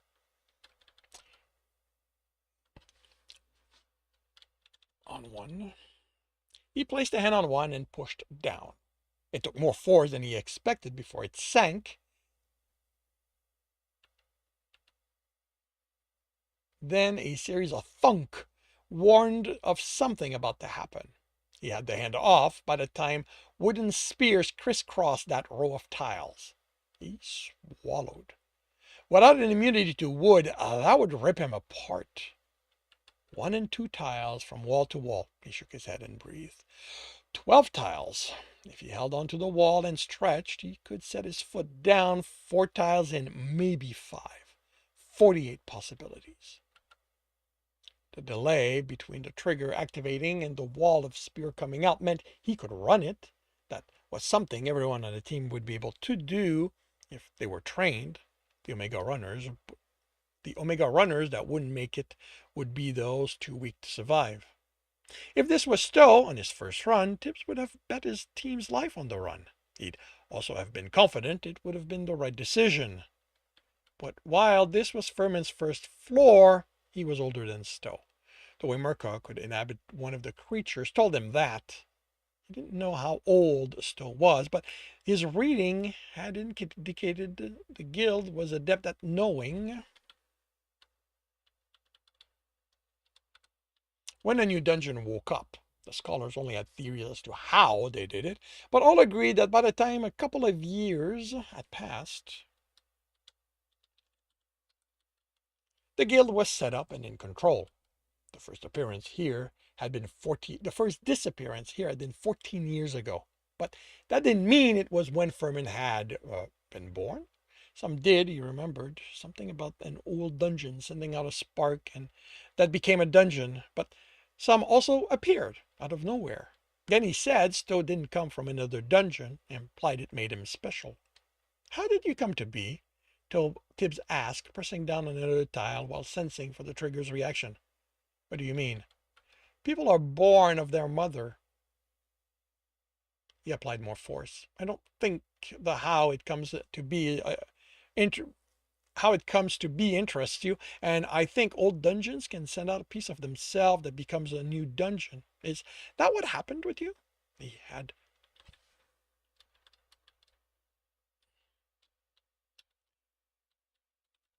had most of his weight on it this time before the tile sunk and triggered. He moved his hand. He moved off with a thunk and sensed as the wall of spear burst forth to block his way or kill him. Shouldn't you focus on what you are doing? Probably. He tested a third tile, but the question isn't going away just because I don't ask it. This one took all the force he applied and didn't move, and is going to distract me. If you don't want to tell me, at least say so. Say that, so I'll know I'm wasting my time. Knowing that sometimes helps keep them quiet. He stood, placed his foot on it, and gently shifted his weight, ready to move off at the first indication it moved. Ready to step off.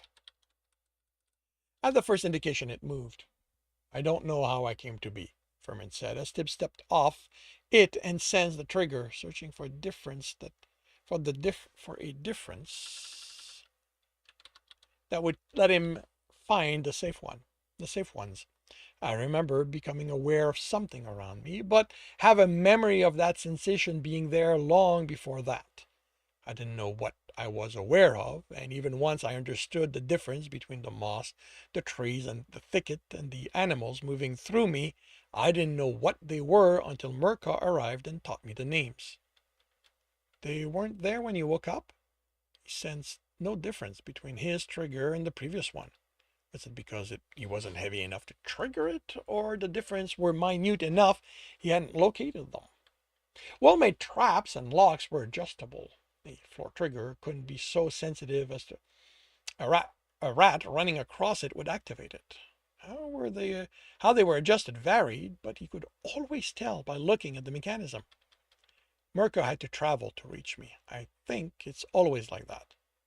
The element he could identify were identical in the triggers, which meant the tension was controlled through one of the others. With tools, he'd pry the tile off to look in. Without, this would be slow and tedious work. He looked along the length of the corridor. When was the last time he'd had to work that hard at a trap?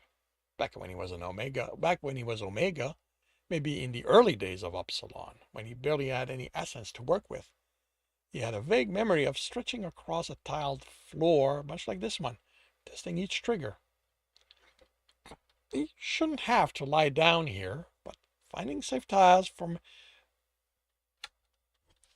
him to set his feet on wouldn't be any faster.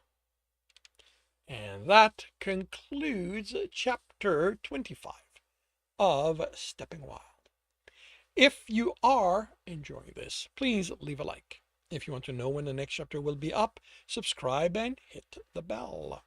If you want to read this story, it is available for free on Royal Road. And if you want to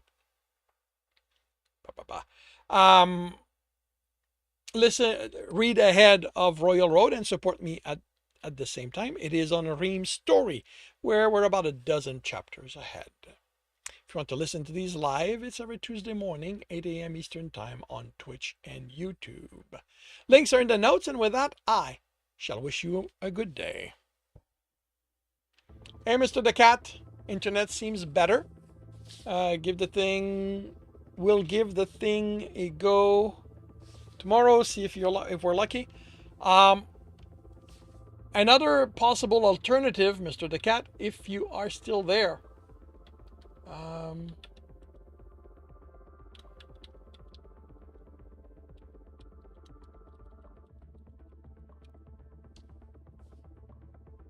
Could be through my Discord. I could stream the screen that I'm working on if that is more stable for you internet wise, if it's less intensive for your internet.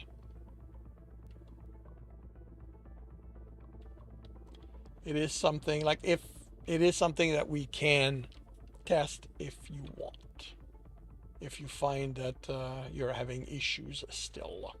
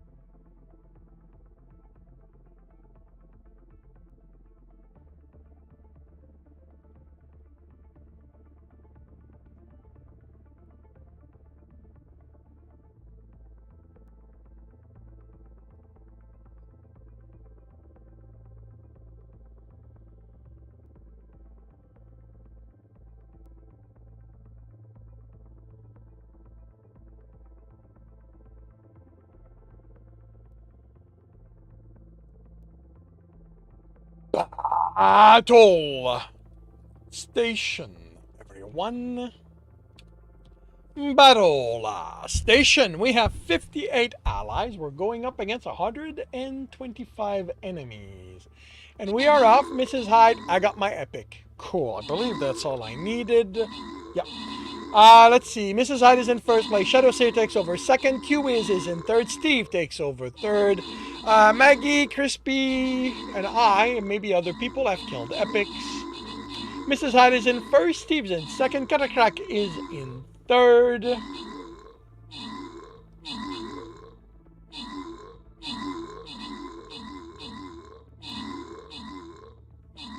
Alright, let's see how this will go. Shadow Seer's in second. Mrs. Hyde maintains the first. Steve is in third. We're bringing down their numbers down. Moonlight, Mrs. Hyde, Crispy Prop, Infamous Wob. I've killed Epic Catacrack. Infamous Wob. So Mrs. Hyde is in second as Catacrack takes over first, and Mr. Shadow Seer's in third as we end the battle. Catacrack is in first place, 7 kill, 20 assist. Mrs. Hyde is in second place, 16 kill, 11 assist. And Mr. Shadow Seer is in third, 12 kill, 11 assist.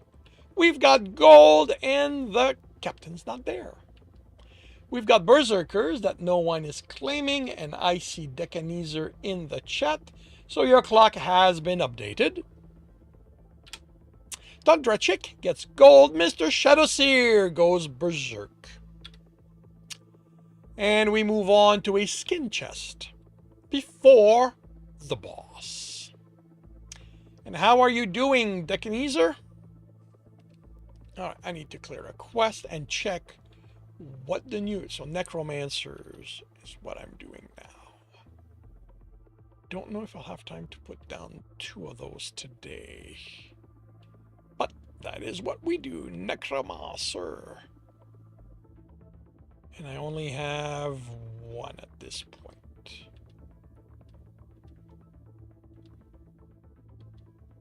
Alrighty.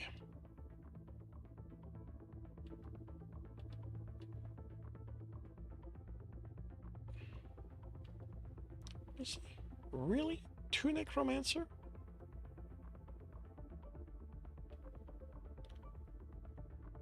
Those are legendary, aren't they? Oh well. Alrighty, half an hour to see how this turns out. Good, busy but good. Well, I'm glad to hear that. And I will proceed with another chapter of Stepping Wild. So, I am confirming the microphone is on, turning off desktop audio. I am confirming I'm on the correct screen. I have the correct image up. I am starting the recording, and I will see you all on the other side. Welcome back to another reading and correcting with me, Kindar, the Tiger Writes, and Ty, the Tiger Supervisor. These are where I read a chapter from one of my stories and correct it as I go. If you want to listen to these live, it's every Tuesday morning, 8 a.m. Eastern Time on Twitch and YouTube. And if you are looking to support me, that is on my Patreon. Today we are doing chapter 26 of Stepping Wild. Tibbs kept his balance as he slowly reached for the tile. Each line had 2, sometimes 3, tiles that didn't trigger, but weren't always conveniently close for him to crouch on so he could test the next line. He was close enough to a leap would let him land on the other side of the archway that marked the end of the trap, but he decided to cross this as if he had a team. While he could make that jump, he doubted a warrior could, let alone a sorcerer, who focused on their mind more than their bodies when it came to training. 2 more rows, and he figured anyone on a team could jump the rest. He put a hand on the tile, shifting his weight onto it, and moved it off as soon as it... Yeah. As soon as it... No, right. Because he's able to do it without triggering it. So I don't want to use shift and I don't want to use move. He put a hand on the tile, shifting his weight. Okay, actually, no, let's undo that.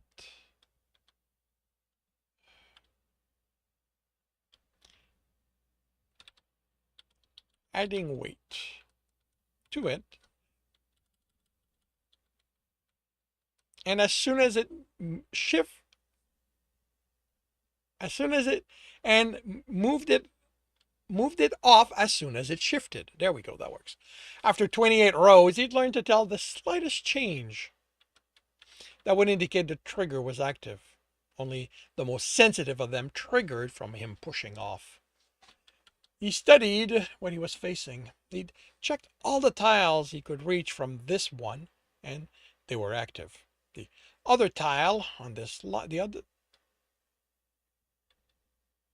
the other tile on this line was the other safe tile.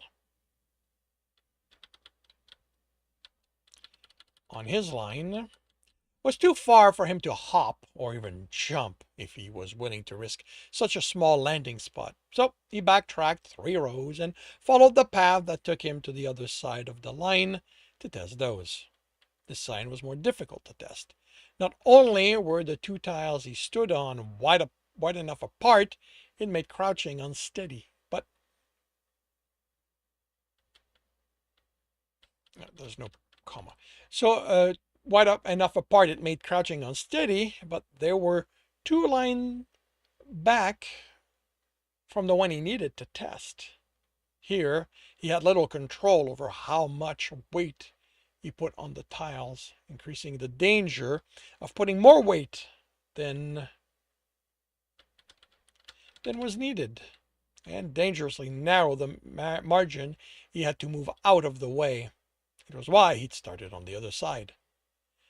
This test, Tibbs had decided, was as much about a runner's patience than their ability to find triggers. There were no shortcuts, he sensed, that wouldn't put someone on the team in danger. After the first few that needed enough weight to trigger, someone smaller than him could stand on and not trigger them. The temptation to run across would be high, and one of the featherlight trigger would kill the heavier or slower on the team, probably the fighter. It would be easy to see patterns where there were none. The moss on the tiles seemed to have grown naturally from what he sensed of the essence in them, and looked enough alike and were on enough of the false triggers, one could think that was the trick, until that caused them to step on an active one and kill them. Furman kept the moss on the tiles and location of the triggers the same from run to run. Then, over time, the path could be memorized, but that made the runners susceptible to the dungeon changing where the triggers were without affecting the position of the tiles. Ultimately, only checking each tile each time would ensure everyone survived. He focused 3 tiles. He found 3 tiles on that line that didn't trigger with the weight he put on them. With the weight he was able to put on them without causing himself to tip over.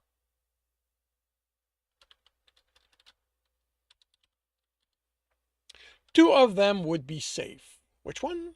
There was no way to be certain, and it was dangerous to assume that because the minimum had been 2 with each of the other rows, it would be here. All he needed was one to place a foot on and leap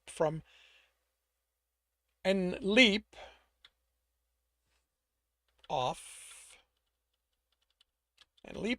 that everyone on the team could reach, and that would let them cross the remaining distance. On the next round, he checked the last lines. Without being able to use purity, this was taking a toll on him. He stood, selected the best candidate, and stretched until his foot touched it. He transferred his weight, preparing to push the rest of the way. When the tile shifted, he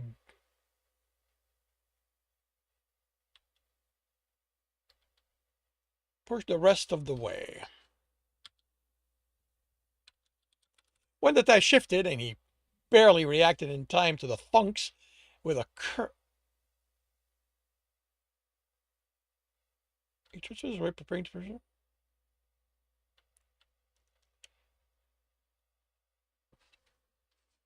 Okay, all right. I see what I was going for here. Prepare to push.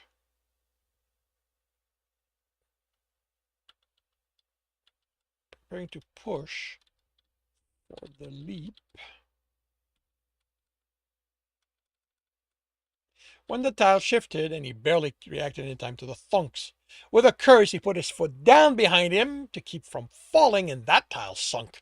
Then he had to fight to keep his balance and not fall into either wall of spears. Found the other safe tile on his row and was able to breathe. He chuckled. The walls retreated and he looked at the distance and the chain of decisions that had led him here. He was definitely tired if he let a non-existent team govern his decision-making. What he should do was go back to the other side and make the leap. Except that he located a trigger on the row before him that left two, which should be safe. Not a certainty, but as tired as he felt, each step was a chance of getting it wrong. He steadied his breathing, selected the tile he'd use, and put his foot on it, immediately pushing forward. Before he could tell if it moved, he crashed on the floor past the archway and stayed there. Are you going to just lie there? Furman eventually asked. I need to catch my breath. He needed a nap. That wasn't a physical test. Why are you tired? Tibbs had no idea why. He chuckled. This much focusing is exhausting. Really? Are all people like that? Didn't any of the ones who came in and looked tired after thinking their way through one of your traps? They didn't make it out of them, they replied dismissively. Those who didn't die on the first trigger screamed and ran right into the next one. When I put a woodling first, they ran from it and into the trap room that killed them. The only one to somehow avoid the traps in the room was the one on your team. He avoided all the triggers? Well, he triggered one, but he was mostly past the blade, so he only got a small cut. He pushed to his feet. Sleep could come later. A few steps ahead, a corridor ended in an intersection to the right and left, to the left and right. There was a door at the end of the right one with a room behind it and a person formed in wood essence with a sword at its hip. The door was made of trunks that didn't touch the floor or the top of the frame, but the gap was too small for anything more than a rat to slip through. An intricate array of essence connected the trunks to each other.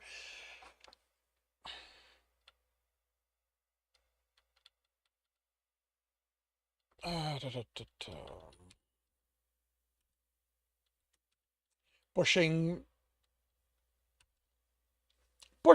didn't cause the door to move. Grabbing onto a trunk that to pull had no effect either. I thought we'd agreed the door couldn't be locked. Do you see a lock on it? Furman said smugly.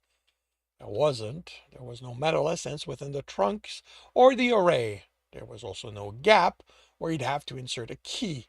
There was something different about the essence that made the trunks, but only in that they weren't like real trees or those the dungeon used as wall. He sighed. Why won't it open? Because, Tibbs heard the smile, the door is barred. As the same as it being locked. He rested his head on the wood, against the wood. No, it isn't. You don't need tools to unbar it. This was Mirko's idea, wasn't it? They had to be so proud of how. No, why do you think that? Using technicality sounds like something a helper would do. Mirko wanted a boss woodling before the door again to fight you with. He looked up. He could barely make out the sky through the canopy, but he'd expected it to be darker. They wanted to fight me again? Mirko doesn't like you. And it's you who came up with the clever way of using the literal words to still keep me out of the room? Why does that surprise you? Stowe was never that clever. I'm not Stowe. Tibbs nodded. He knew better than to think all dungeons were the same. They were people, after all. He was just tired.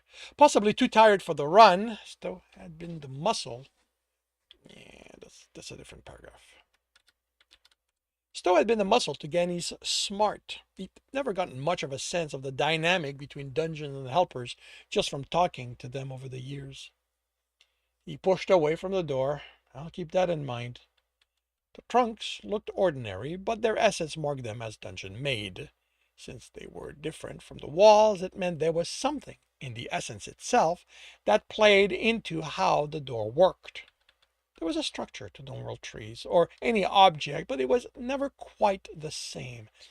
Metal had, spike was the closest word that for how it felt, but even with two swords that looked the same, they'd be arranged differently. The closest word he had for the essence in trees and other plants was flow, along the trunks and into the branches and leaf. There was nothing sharp the way metal, stone, and light were. It was more like water. These still had that sense of flow, but it was structured. There was a sense of intent to it, the way it felt when he willed water into ice. It was still flow, but a different kind. This intent felt, he couldn't think of a word, too tired to approximate, but there was more of a directionality to the sense of flow up and down. He smiled. There were gaps at the top and bottom of the floor of the door. He placed a hand on the truck before him and pushed up. He felt the thunk more than heard it as the top of the trunk hit the door frame. I was sure I'd arranged the essence so you couldn't tell what it did. It's in how the essence feels, Tibbs said, trying to come up with the words to verbalize his thought, and the gaps. It feels like sliding is what should happen, but he moved to the next trunk and tried to move it without success. You did hide how they interact with the array. I've played with puzzle. I'm missing a line here.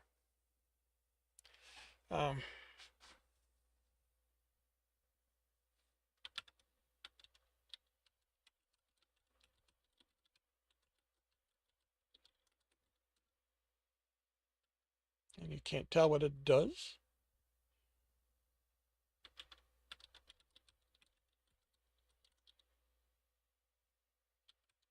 Tibbs considered. I've played with puzzle boxes that do something like this. Parts move and I have to work out how to align the notches in the wood so the next piece will move, and it's a series of them until it's unlocked. He lowered the trunk in place. How hard can it be for you with your elements? Tibbs chuckled. I just got wood. I had to do them blind. He moved the one he tried and it went up and down. The first move had no limitation, but that imposed them on the further ones. What I'll use is that no matter how skilled the artisan who makes one is, they can't get the wood perfectly flat against each other. So there's just a bit of a play I can test and get a sense of what can and can't move. I don't have that here, and you've put so much essence in the array I can't identify that I can't sense its interaction with the trunk. At least there didn't seem to be void involved. He wasn't sure he was alert enough to deal with how void let Stowe make puzzles that weren't bound by their borders. That had taken him a long time to work out how to use void from what he'd learned when he ate sorcerers or adventurers who had void as their element. There hadn't been many of them, even after the guild had let people from outside Craggle Rock do runs. Furman didn't have that, so Tibbs was confident it wouldn't be involved, which meant this would simply test his patience and ability to pay attention while tired. At least a mistake here wouldn't risk killing him. When the door swung inward, Tibbs almost toppled over. He'd been focused on the next step, and the current trunk not moving only registered in needing more force. So he'd pressed his hand against the bark for better grip, and the door had opened effortlessly. He regained his footing with one on a tile among too many of them for Tibbs to count in his tired state, each with an Arcanus on them. He lifted it off and breathed a sigh of relief when he saw Ike. At least it had been one of the safe tiles. Did you have to keep the tiles on that door? Did you have to keep the tiles have that door?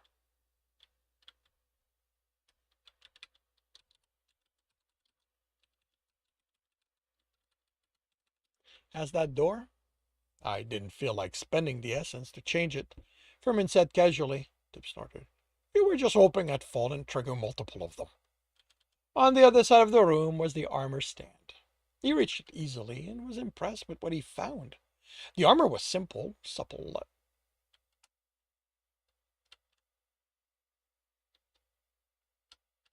The armor was simple, supple, but thick leather, with ties to tighten it in place. The wooden scabbard at its hip held a plain sword similar to the one he'd fought with on his previous run, except for one thing. You didn't have enough essence to make it the same length as mine?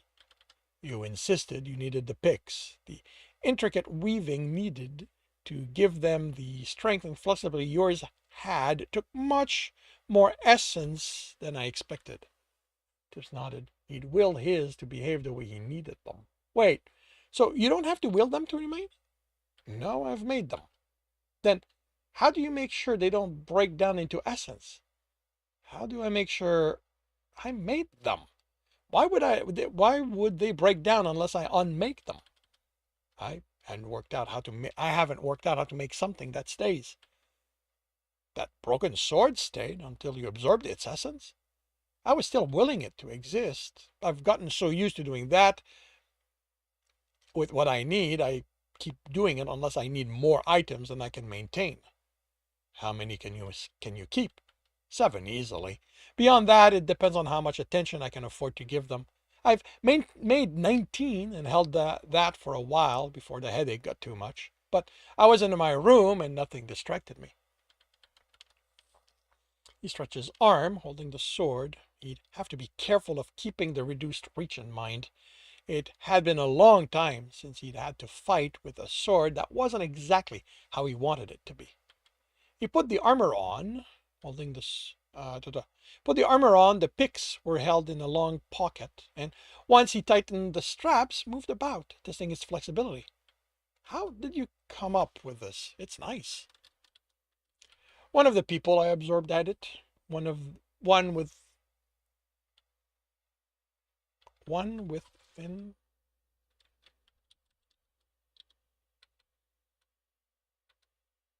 It had thin and frayed essence. I made you something better. It was old. The fraying and thinning happens over time. I also played around with how much protection it gives and other things that can help you. But that's for if you make it far enough. And if they come up on the list, Murkoff is adamant the list has to govern what ends up in the chests. Tips chuckled. Kenny was the same. She hated it when Stowe put something, especially for me, in one of them. This Stowe made items to help you? We were friends. But it's our role to eat you, Furman said, baffled. To test me. But I'll eat you when you fail. They were quiet. When they spoke, it was hesitatingly. How did your friend accept that? I could never eat Murkoff. It was just how things were. We never talked about it. His floors were hard enough. I nearly died a few times. Pushing me as hard as he could was something he felt he had to, as my friend. I think he'd preferred I die in him instead of at the hand of the world. And you were fine with your friend eating you? Tips paused. He wasn't sure he'd been able to make he wasn't sure he'd be able to make the dungeon understand. Stowe was one of the rare person outside of my team who treated me like something more than an object to be used and thrown away. He helped me. He broke the rules to do it. He protected the town as best as he could. I knew he'd eat me one day. I was trapped there, having to do runs after runs, but that wasn't his fault. It's the guild that did that. They are the one I hold responsible for that. He ground his teeth for all the friends Stowe ate. He let the breath out. The guild was for later, once he was strong enough. Now it was time for the run, for him to build up that strength.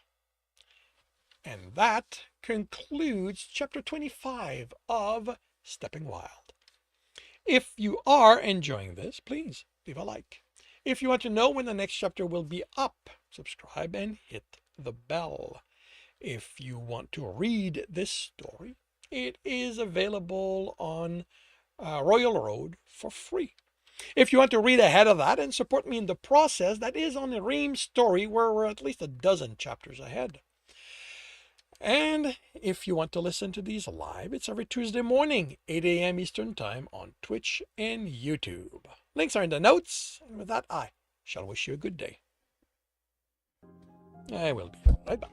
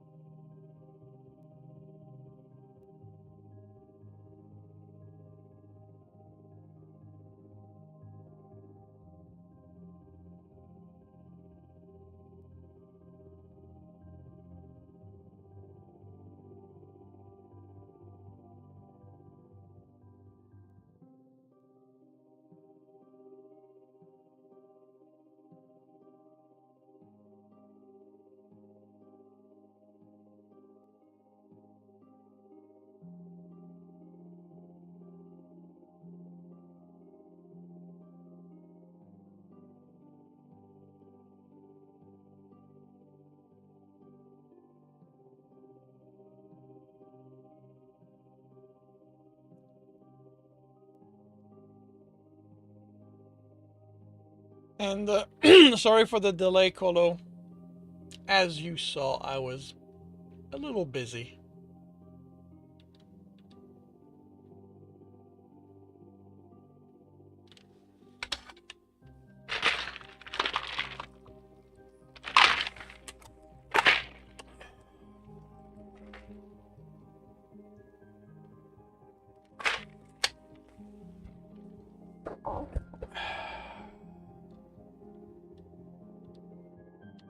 That's ready.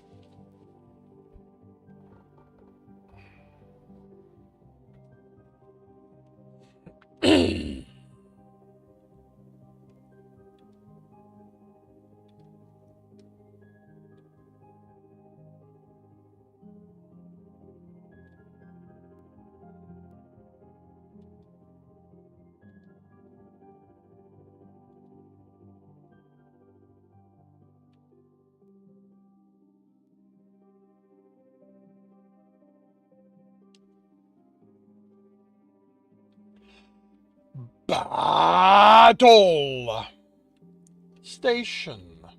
One battle station. We have 64 allies. We're going up against 128 enemies. Kinzu's in first place. Moonlight's in second. Crispy Prop is in third. Let's see. Crispy Prop is in first. Kinzu's in second. Steve is in third. I'm gonna have a lot of bones to turn into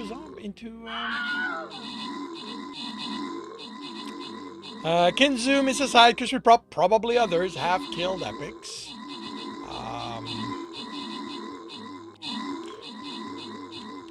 Feels like my zombies die almost as fast as I make them.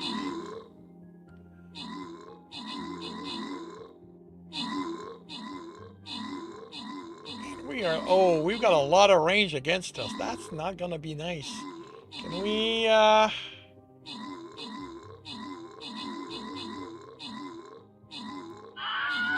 Oh, that's gonna be tight. I'm not gonna call it done yet, but it is. Yep, there we go. We're done.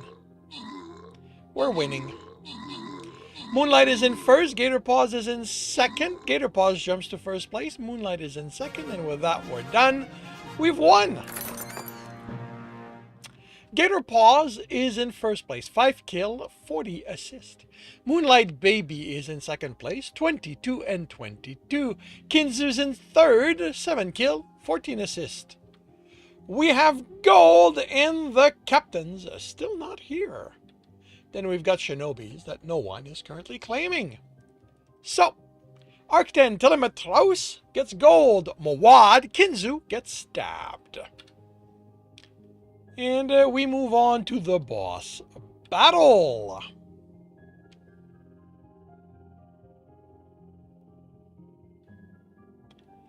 What are we doing now? Necromancers are, I only have, oh wait, no, I have a second Necromancer.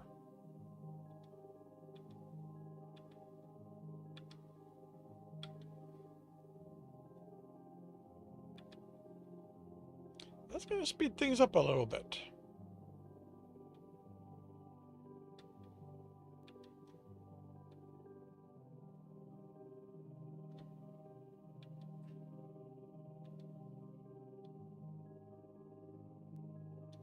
Alrighty. Half an hour to see how this turns out.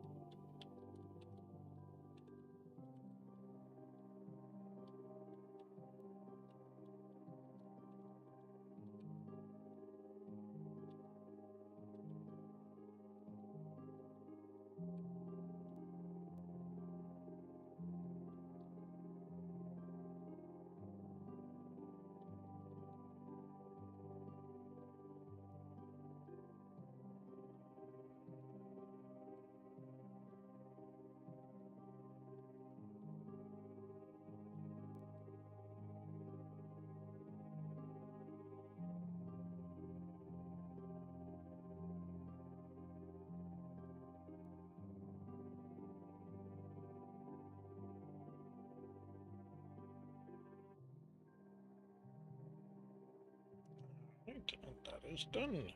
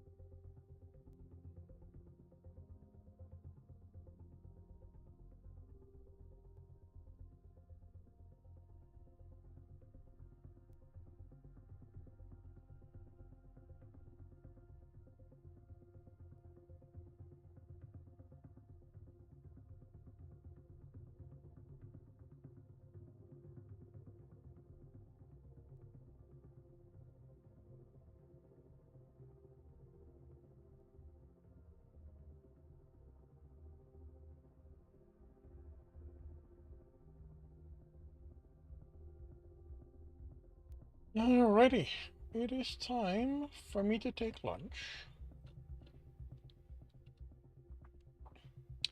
I will do my best to return in about 20 minutes in time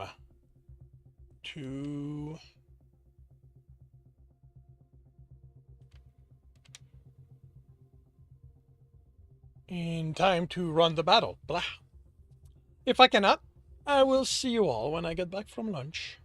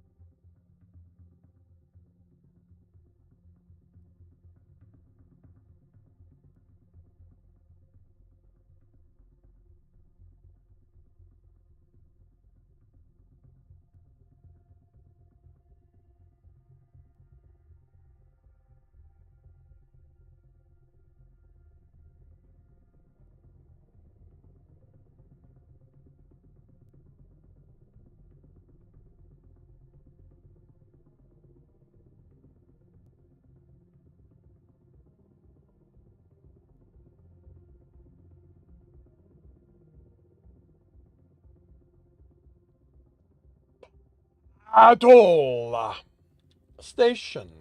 Everyone. Battle Station. We have 64 allies. We're going up against 131 enemies. Bender was in first place. Arcted takes over. That Gator is in third. Crazy Tachi kills Epic. Q-Wiz kills an Epic. And Crispy Prop kills 1-2. Catacrack is in first place. Arc10 is in second. Gator Paws is in third. Looks like Heracles is about to die. There we go. Heracles is dead. Catacrack killed by Silver. And Crispy Prop killed the more epics. Let's see. Catacrack is in first place. Gator Paws takes over second. Arc10 is in third. And we have to go across the board to take care of the lasts. So let's see how this is going to turn out.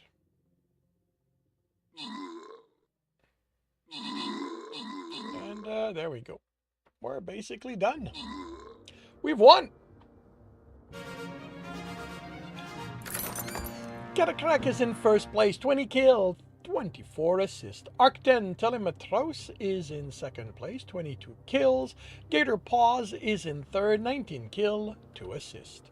We've got fairies. Is there a Decanizer? Nope, no Decanizer. And Centurions are not claimed by anyone. So, Sholsa Mom gets dusted, Moonlight Baby gets shielded. And we move on to me collecting scrolls. And, we start with an easy battle. On the way to gold, skin, scroll, gold, and the boss. And we start with fairies.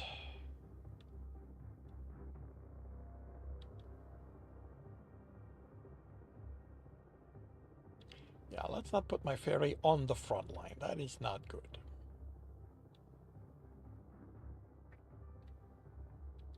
Alrighty, we will see how this turns out when I get back from lunch.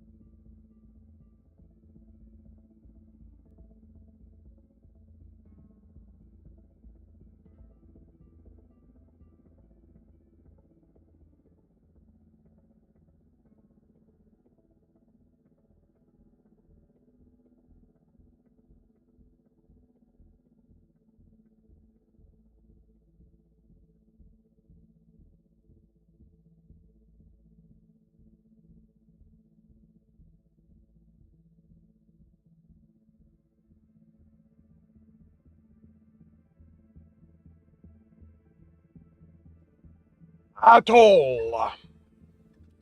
Station, everyone. Battle station. We have 69 allies. We're going up against 94 enemies. And we are off. Kinzu's in first place. Mrs. Hyde is in second. Empress is in third. Our 10 kills epics. Kinzu's in first. Steve is in second. Is in first. Kinzu's in second. Lilith is in third. Silver, Sholsamom, and Muad have killed epic. Judy kills an epic too. Steve is in first. Keister is in second. Mrs. Hyde is in third. Lilith is in third. Keister is in first. Steve is in second. Too bad I don't need assist because I'm gaining a lot of them.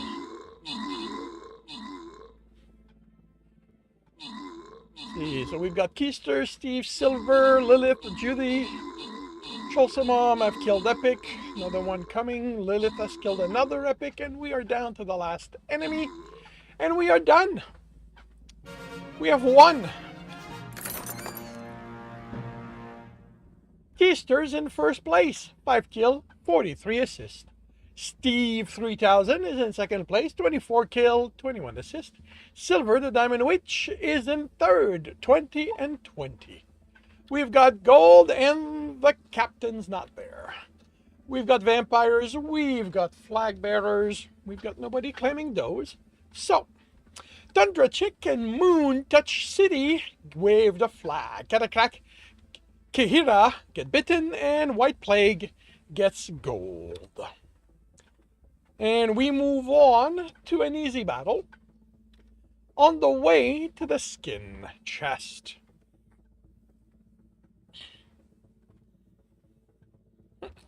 And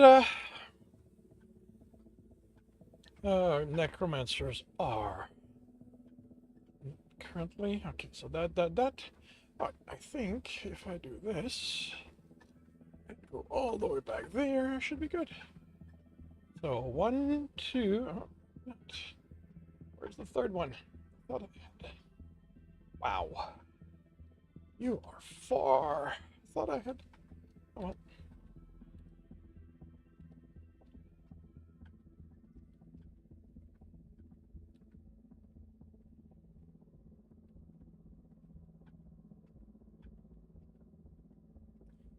Alrighty. Half an hour to see how this turns out. And this afternoon, it is chapter 8 of The Last Detour. It's going to be an Alex chapter. So I need to adjust that. And I don't actually know what I'm going to do with it. And I'm realizing this is the issue I'm having with this book. Well, I write about people. And when a chapter or a book calls for less actual character interaction, I start struggling.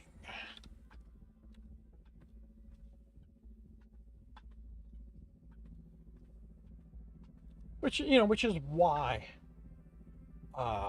Tristan's chapter previously is kind of short. I suspect this is going to be short as well. And unless I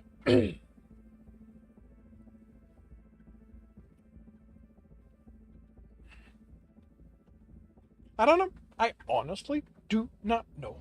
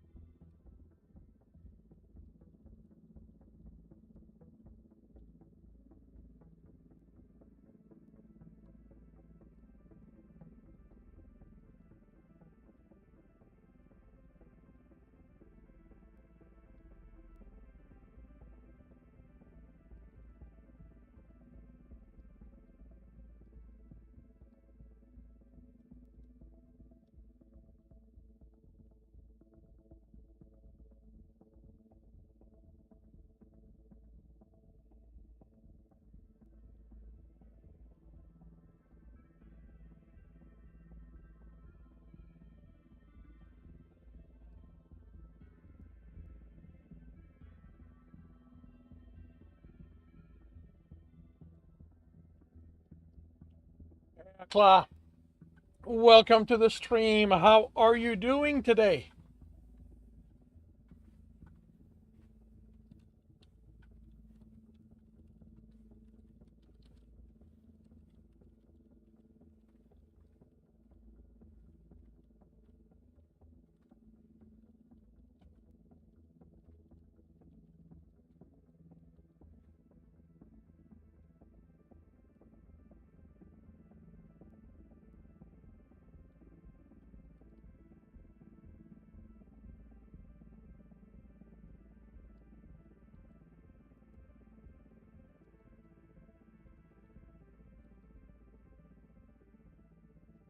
You are doing fine. I am glad to hear that.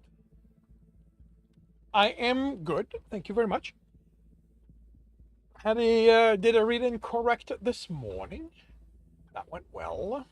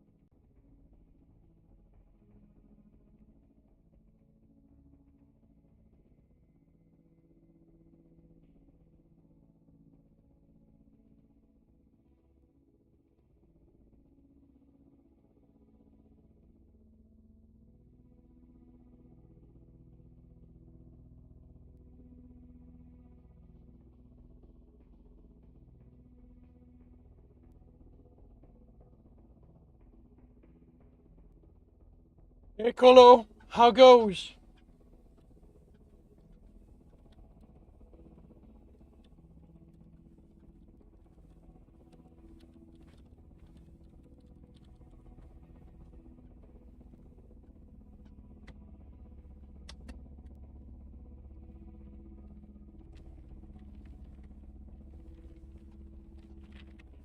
No, because I saw you. Because I saw you arrive and I went, oh, right, he's going to tell me to hit the button.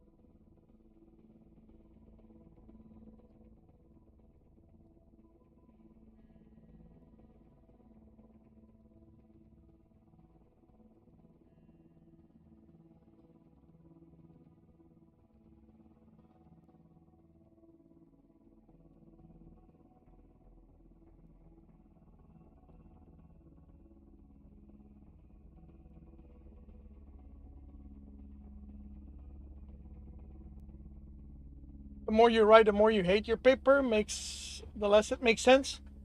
Does your teacher like it? There who has to like it. Doesn't matter how you feel about it, they are the one who needs to like it. They are your audience. You need to write it for them.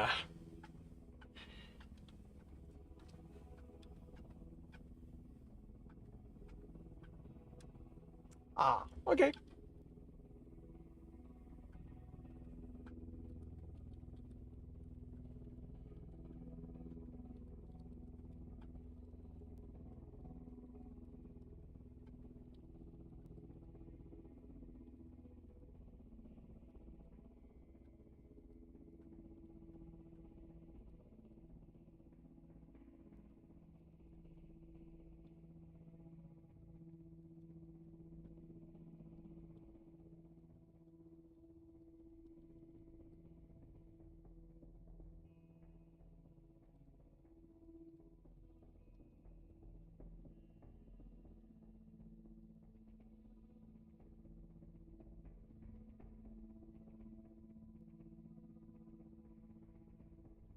All right.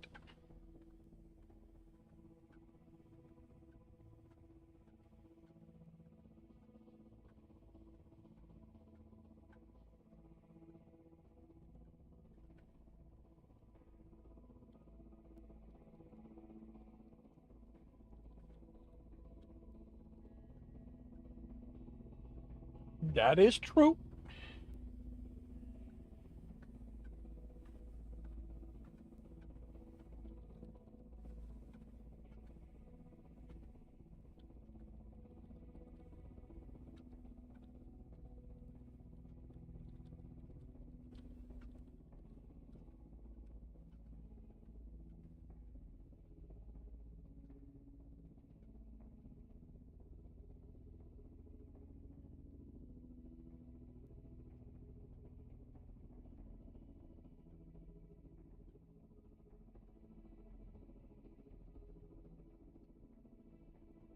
Well, unless you have a time machine, you'll have to wait till tomorrow to see that message.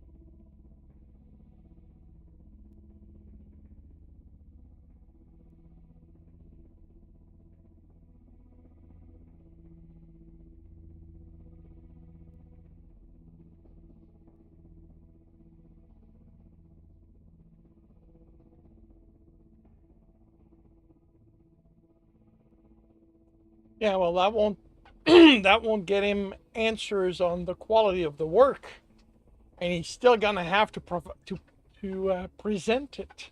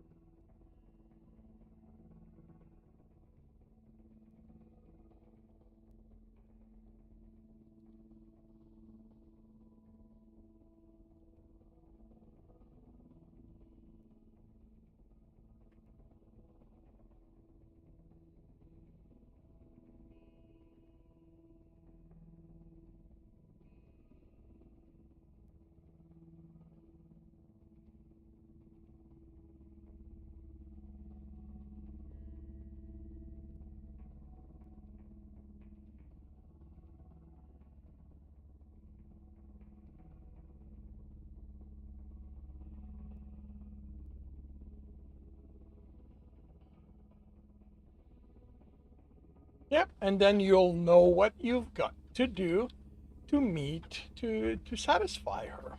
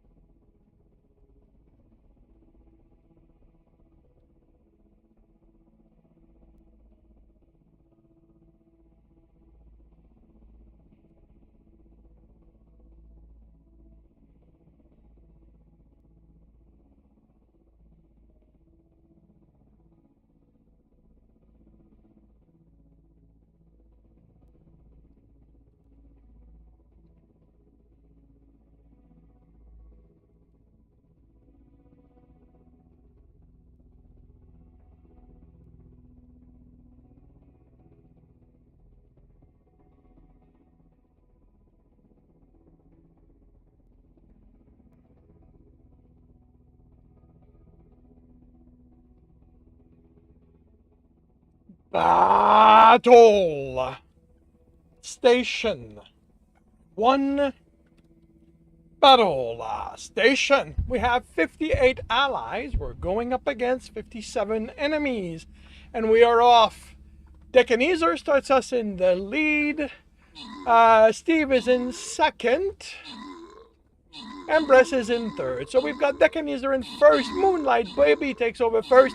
Decanizer's in second. Steve is in third. Catacrack was in third. Decanizer's in first. Lilith is in first. Decanizer's in second. Steve is in third. Mrs. Hyde takes over third place, and we are done. We have won. Lilith's Labyrinth is in first place with 12 kills. Steve 3000 is in second place, 4 kill, 5 assist. Mrs. Hyde is in third, 6 kill, 3 assist. We've got gold and no captain. Then we've got tanks, we've got rogues that nobody is claiming, so Moonlight Baby gets tanked. Texas Ranger Fan gets gold. Catacrack gets robbed. And we move on to another easy battle on the way to the skin chest.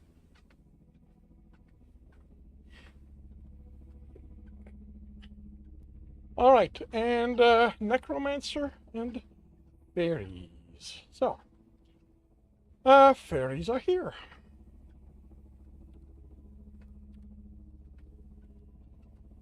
Don't need anything else, do I? Nope.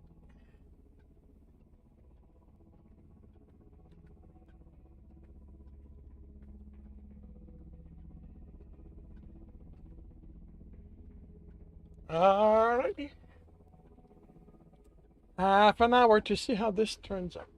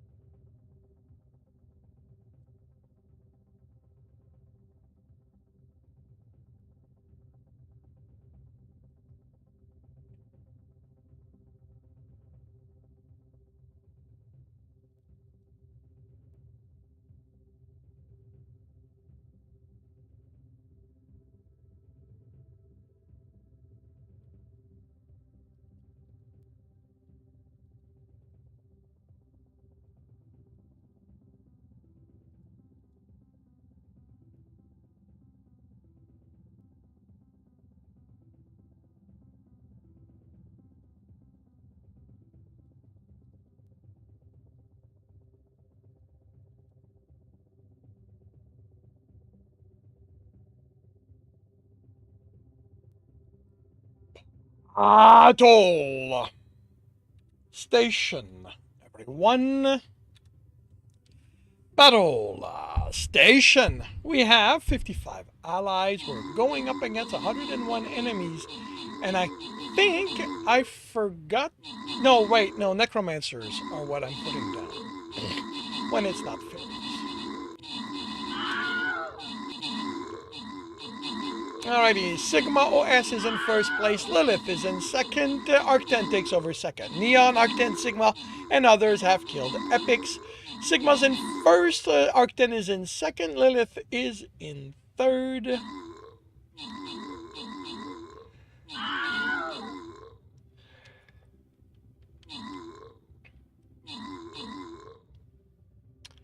And we're about, there we go, we're done, we've won. Do I want to know why we have flag bearers all the way back there? Sigma OS is in first place, 20 kill, 12 assist. Arcten Telemetros is in second place, 23 kill. Neon Hollow is in third, 9 kill, 10 assist. We've got busters, we've got warriors, we've got bombers. We've got nobody claiming those. So, Lilith's Labyrinth gets bombed, Goofy goes to war, and Catacrack gets busted. And we move on to a moderate battle before the skin chest.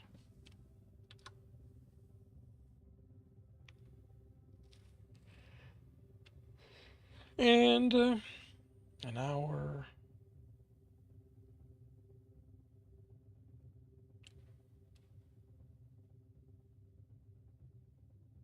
I might pay. That's going to be cut by half, I think. I might pay the meat to activate them so I can put them down today. How many do I need? 3. Yep.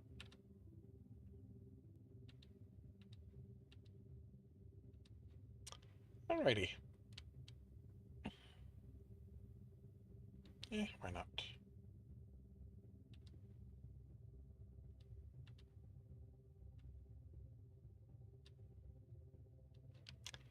Half an hour to see how this turns out.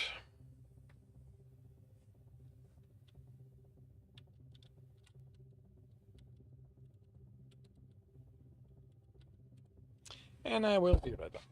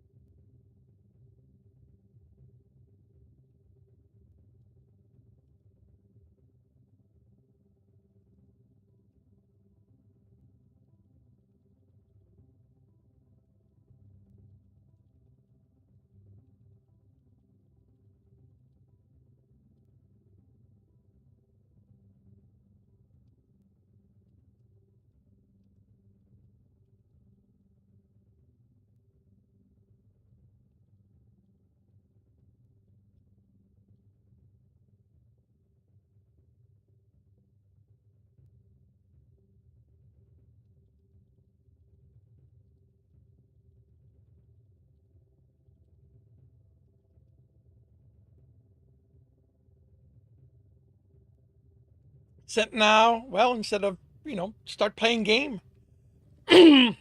Distract yourself.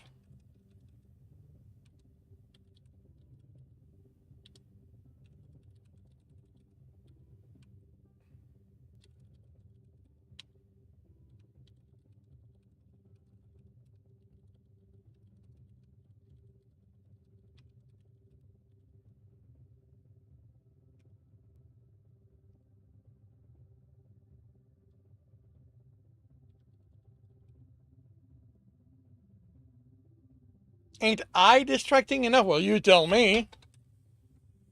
I'm just here putting words on the page. It's not like I'm doing all that much.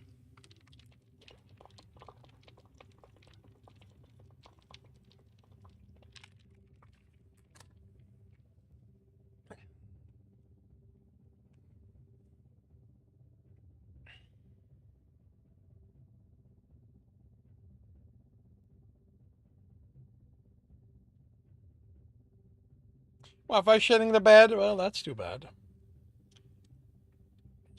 It needs a better diet.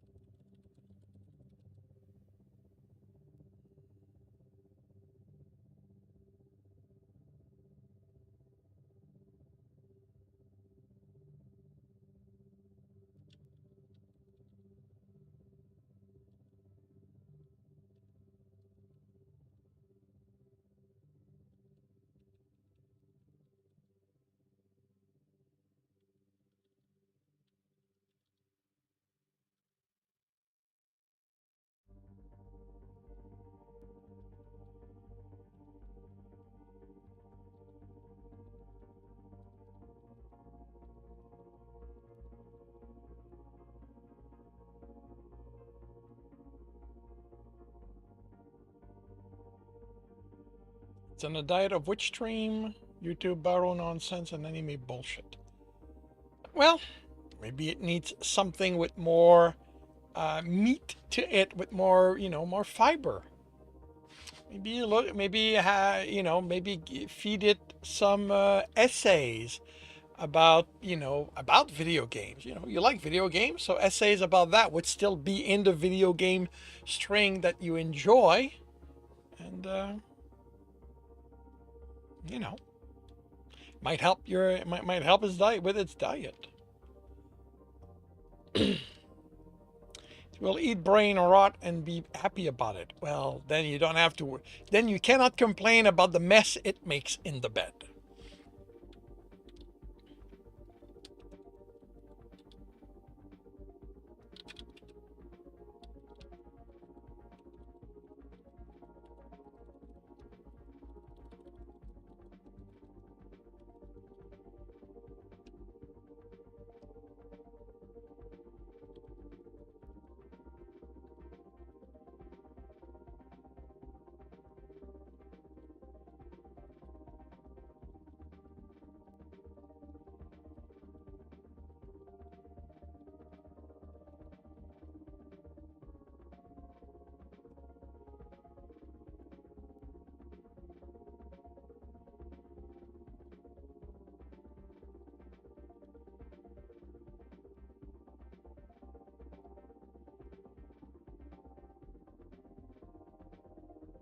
Can't have both? Not really.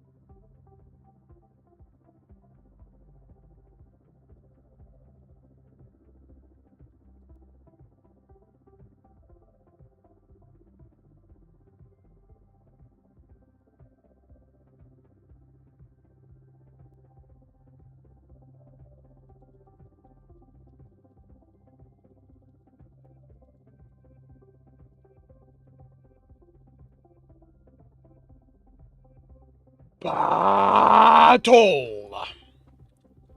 station. Everyone. Battle station. We have 52 allies. We're going up against 82 enemies. And we are off. Void is in first place. Steve is in second. Lilith is in third. Void kills an epic. Silver is in second place. Steve is in third. White Plague. Mono Bear is now in second place. Kihira is in third as Silver takes second again. Void is in first. Shiro is in second. Bender's in in third. And Shiro takes over first. Void is in second. Bender's in third.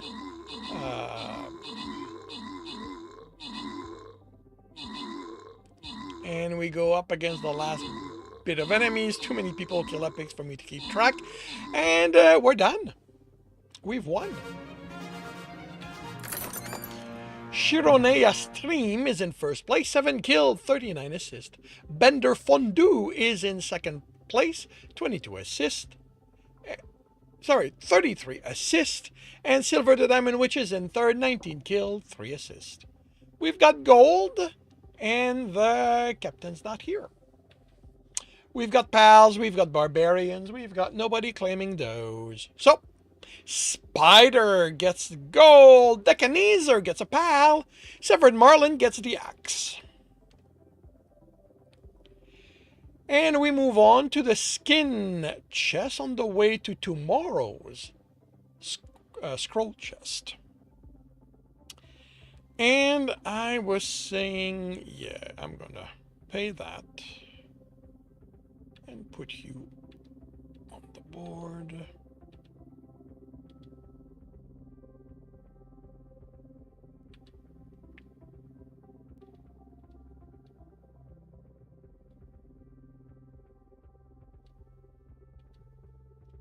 It is past 2 p.m. Oh, I'll deal with that after. Well, actually, I'm going to be dropping Beetle 30 anyway, so I might as well deal with that now. And to the store where fairies get purchased. I'm above 20k. I get a refresh. I'm above 25. I get another refresh. And that is that. Half an hour to see how this is going to turn out. And now to visit the viewer side. Shop where archers get purchased.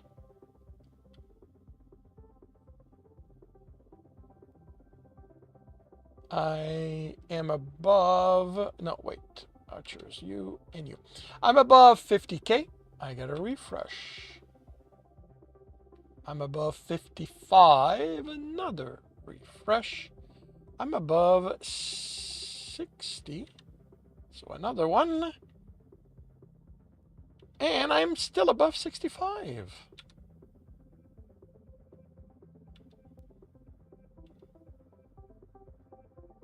And you go up again. Isn't that twice today?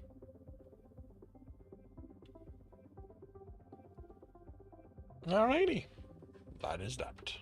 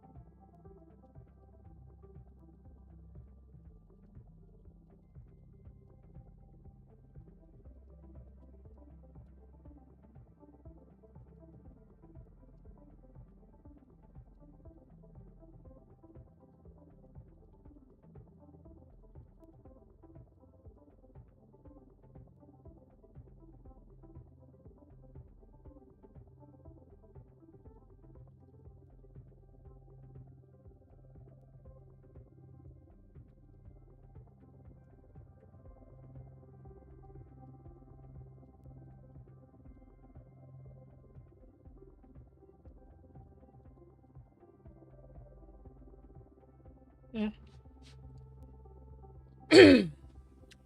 bad, not great.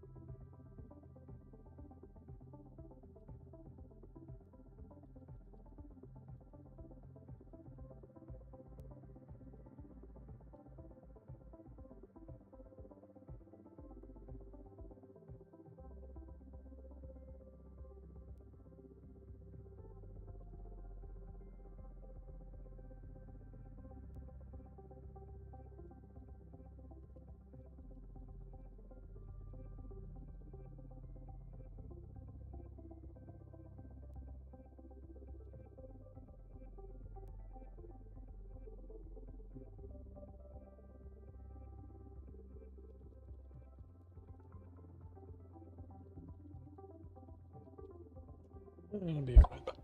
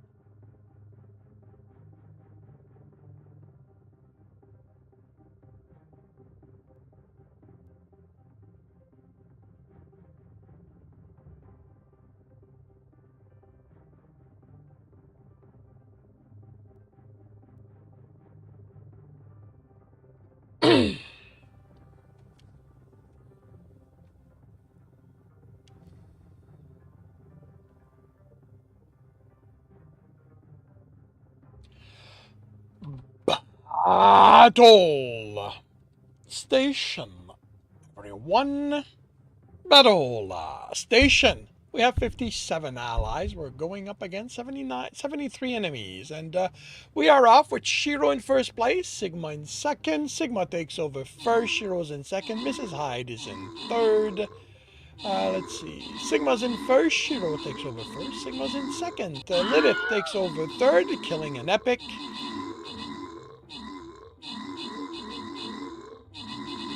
I have 3 kills on my name.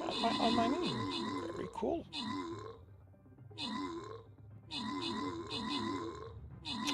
Shiro maintains the first, Sigma's in second, Lilith is in third, and with that we are done. We have 1. Shironaya Stream is in first place, 1 kill, 19 assist. Sigma OS is in second place, 1 kill, 15 assist. Lilith Labyrinth is in third, 15 kill, 1 assist. We've got gold, and the captain is not there. We've got a flying rogue that no one is currently claiming. So, Severed Marlin gets gold along with Sigma OS. Shironaya Stream gets wings. And we move on to the last battle of the day, which is a moderate one.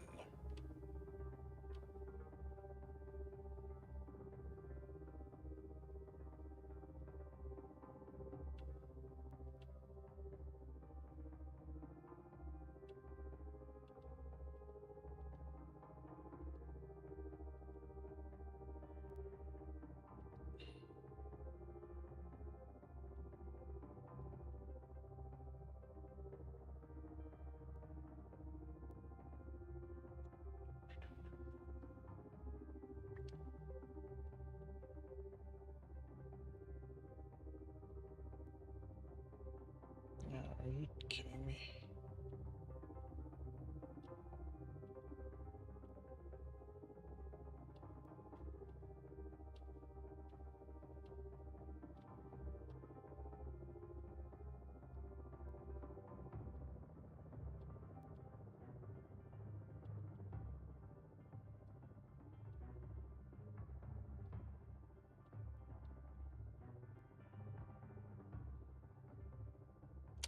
Alrighty, half an hour to see how this turns out.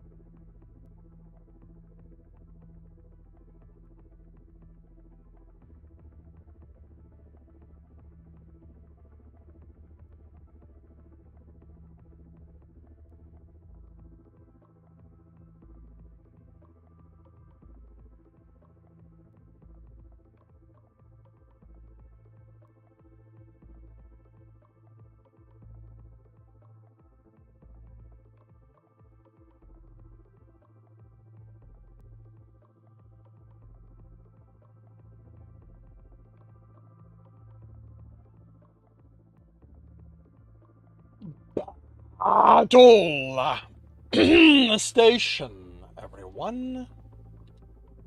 Battle station. We have 64 allies. We're going up against 78 enemies, and we are off. Arc 10 Telemetros is in first place. Decanizer is in second, is in third as Sigma takes over first. Arc 10 is in second, Shiro is in third. Sigma and Bender have killed Epics. Sigma's in first place, Arc 10 is in second, Mono Bear is now in third.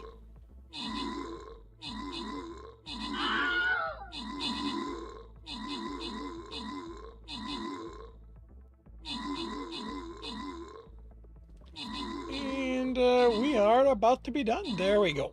We're done. We've won. Sigma OS is in first place, 15 kill, 13 assist. Arc 10 Telemetros is in second place, 25 kill. Steve 3000 is in third, 4 kill, 19 assist.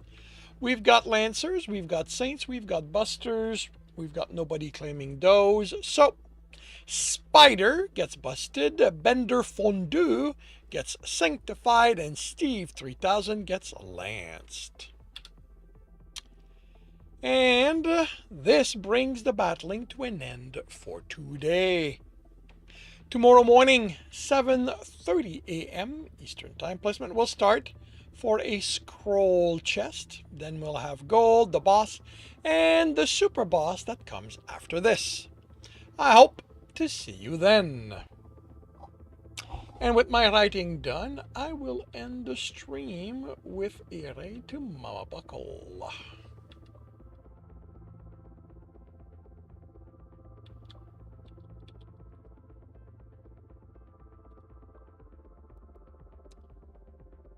So, thank you very much, everyone, for dropping by and keeping me company. I will be back tomorrow morning, 8 a.m. Eastern Time. I will be working on Stepping Wild, and in the afternoon, The Captain's Heart. I hope to see you then. If I do not, I hope you have a good week, a good weekend when it arrives.